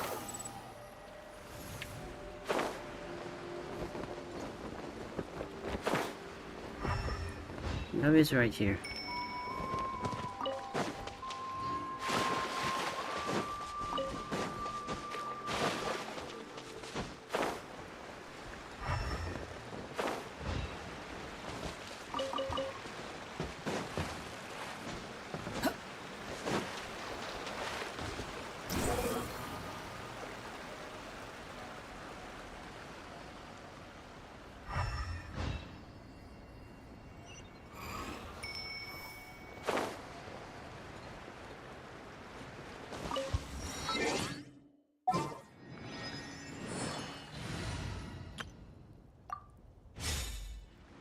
Behold!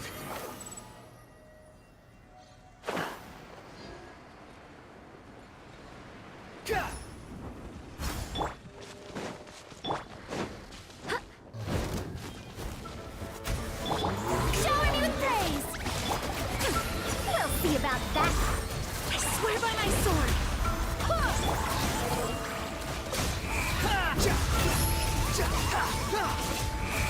Oh, you are a bit more tanky. Yoo-hoo! Let the world collide! Dare to mess with me? Truth repeats it. Barbados, Paris.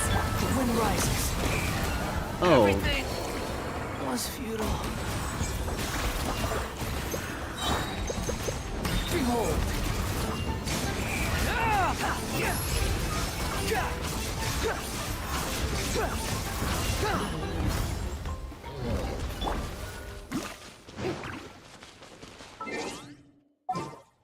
Okay, this boss is a bit more... How should I put it? Whoa!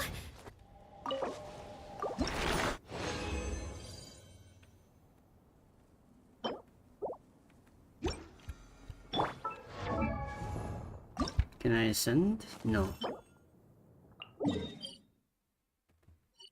Oh, it's a mountain. That's gonna suck.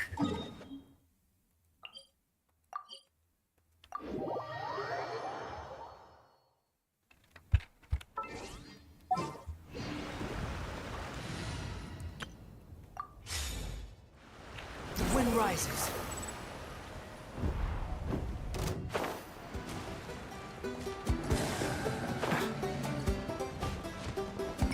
Howdy.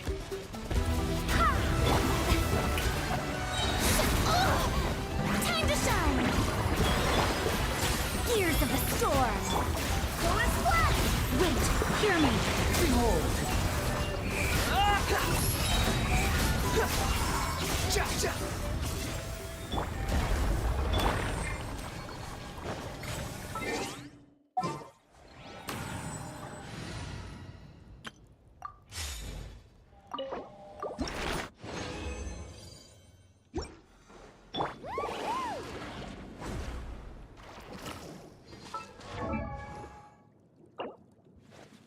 Woo! Whoa! Whoa! Ah. Whew.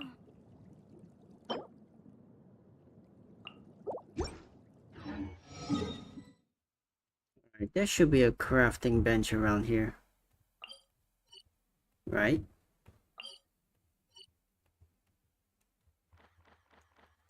Right. No crafting bench? Oh, there is one.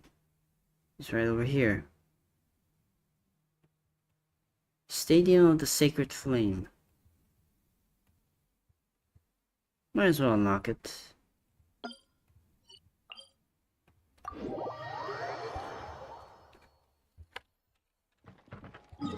Or I could just like farm the materials. Stabilize! Squall and Fury!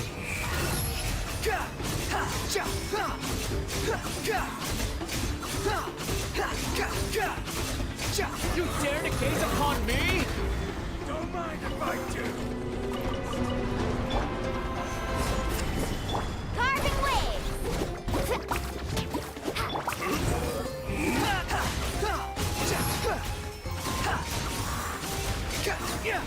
Come on! This!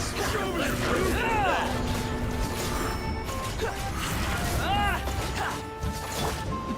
Gather! I will have order!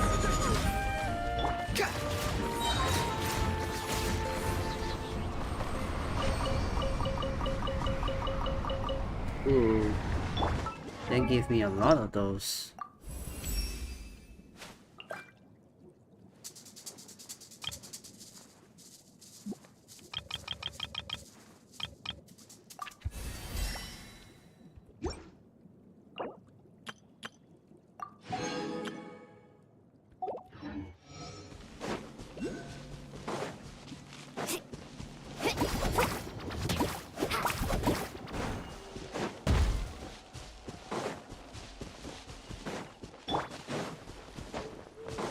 Let's hope you put up a good fight. Let's ride! Behold!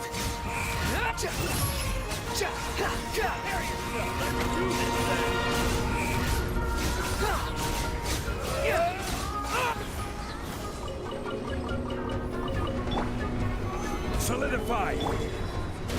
Squall and Fury!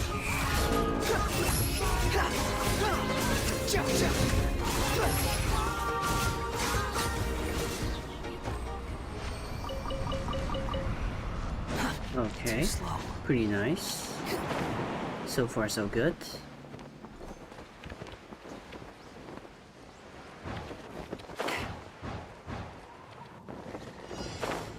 Oh, these guys. Gather! Behold!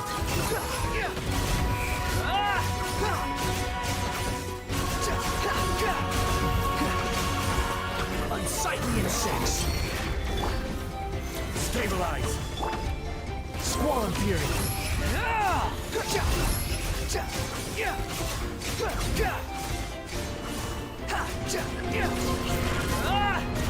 Quit following me! Solidify! Carving waves!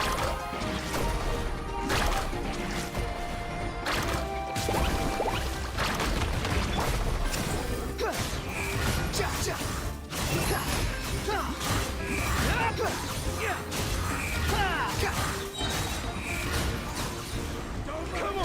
Let's go to this revenge! Stabilize! Order guide you!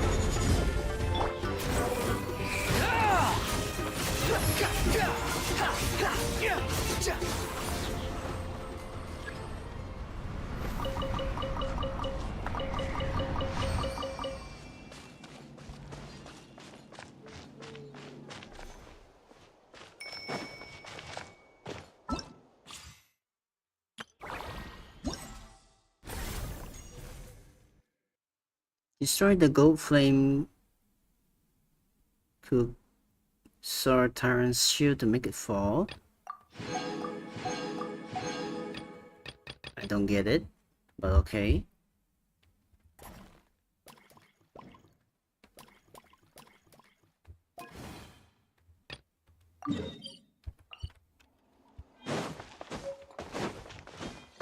Destroy his shield.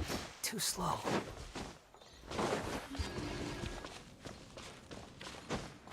Now how do I do that?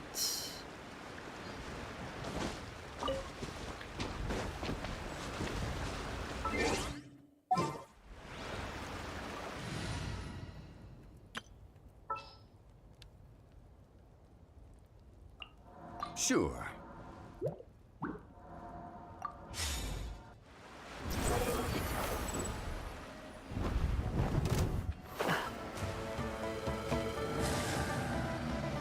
Is it this dude? Gather! Barbados, guide us. We'll see about that.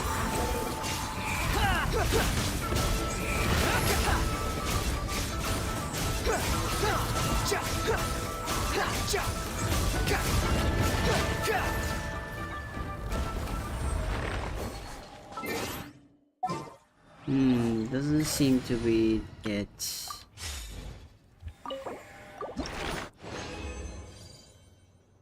Quit following me. What exactly am I supposed to fight here?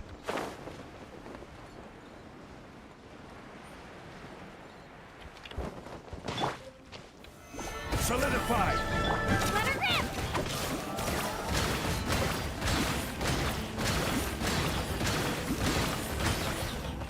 The wind rises.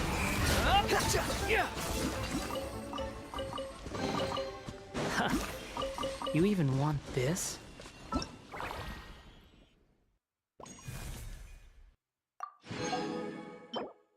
And what is this? Ash-graven drinking horn. When an attack hits an opponent, deal AoE damage equal to max HP. Okay.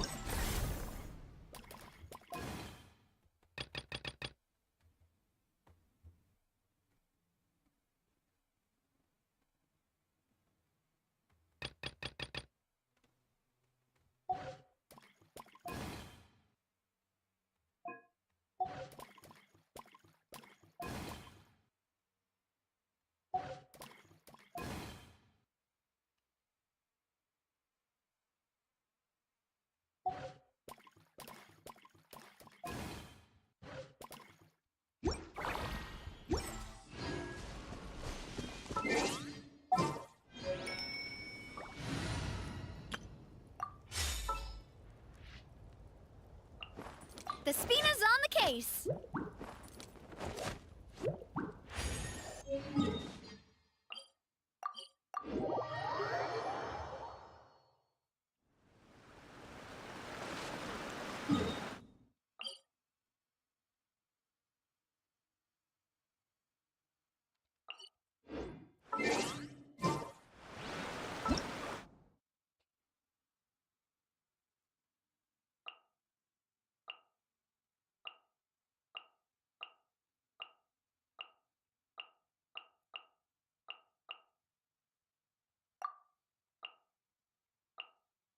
Oh, this one.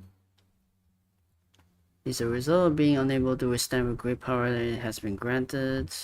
During the air, during combat, enter the golden flame energy form, creating a shield around itself. Cannot before the dies down into it. Yeah. Destroying the flame using elements that react with pyro may be the key to victory. There's no need to exchange pleasant.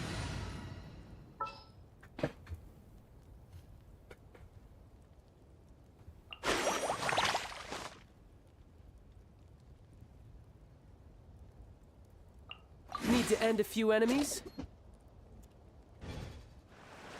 It's rather Swarm Fury.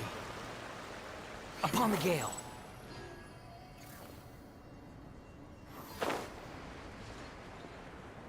Is it here yet? I'm guessing I need to get away from it.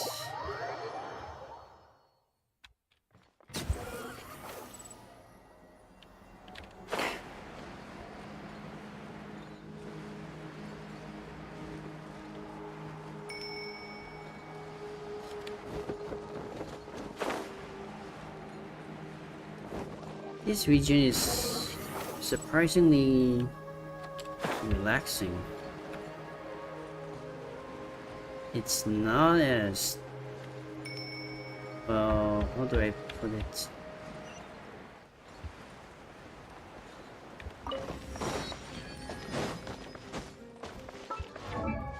Not sure what the word is for this.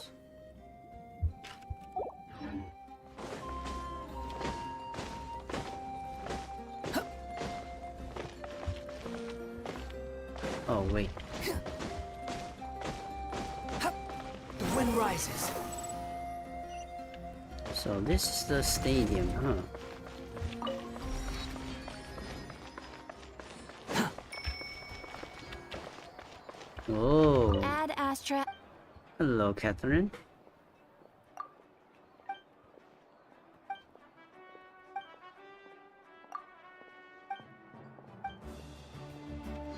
Even here, there is Catherine.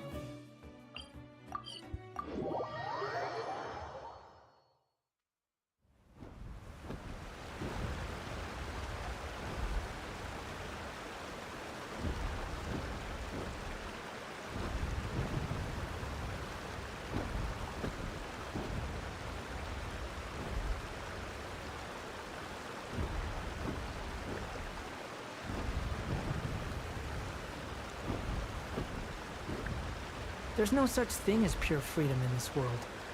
Even the wind cannot blow on forever.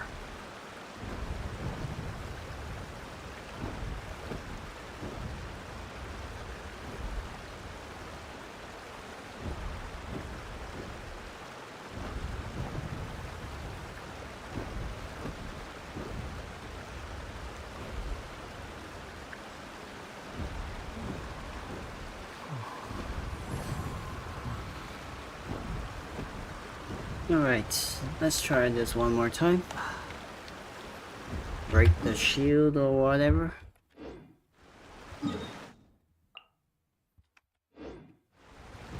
Behold!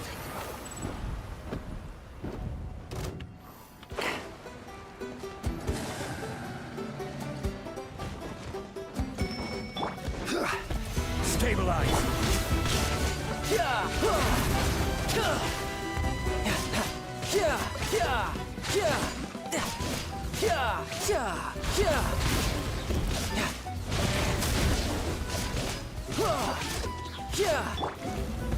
Solidify! You can run, but you can't hide. No time to lose.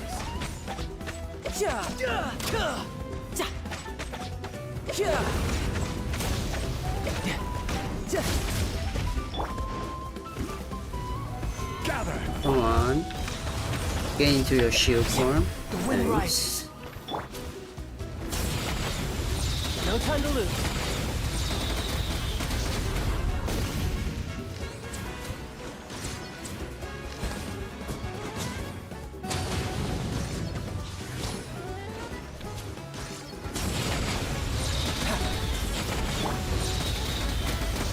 Solidify! Ah.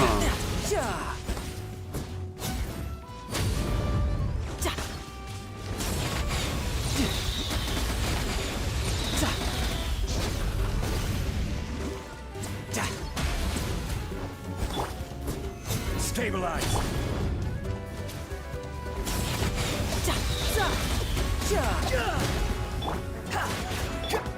Too late for regrets.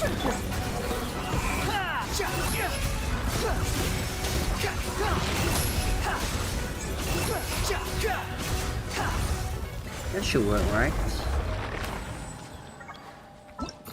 No?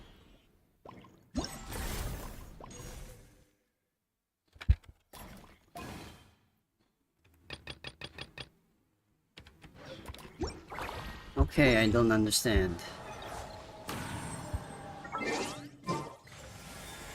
How exactly am I supposed to make it fall?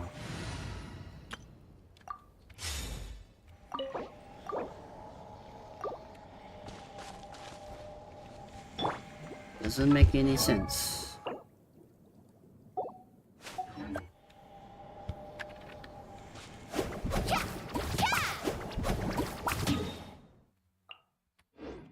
Man, another 50 seconds. Really?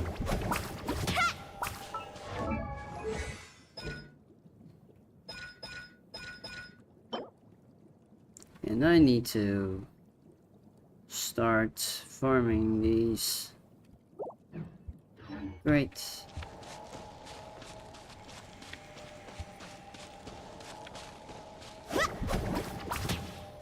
Off we go. Ho! Ha! Ha! Yeah! Ho!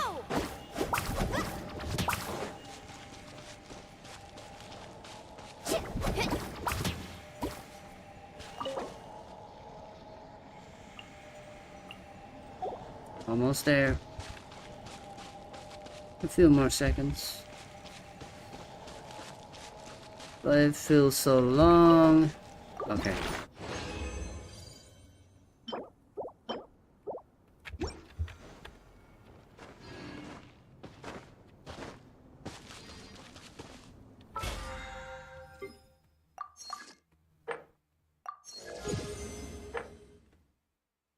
Take pictures of whelps doing 2 different actions, blah blah blah.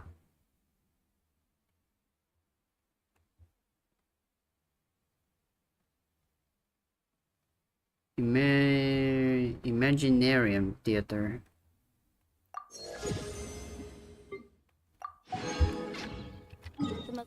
How long do I have for Imaginarium? 2 days and 20 hours. Alright then. I'll do that all later.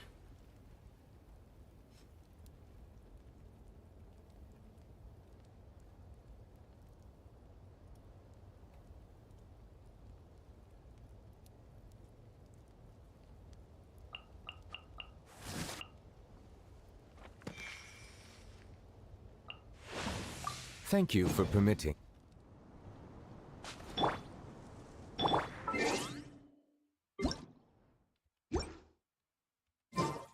Alright, I guess I'll just stop the stream right here.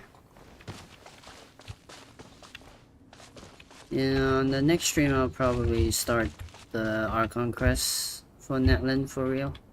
Act 1. For now, just I don't know. I'll just take a break. Thank you all for watching. I hope you guys enjoy the rest of your day and evening. And I hope to see you guys on the next stream. Alright. Bye bye. Peace.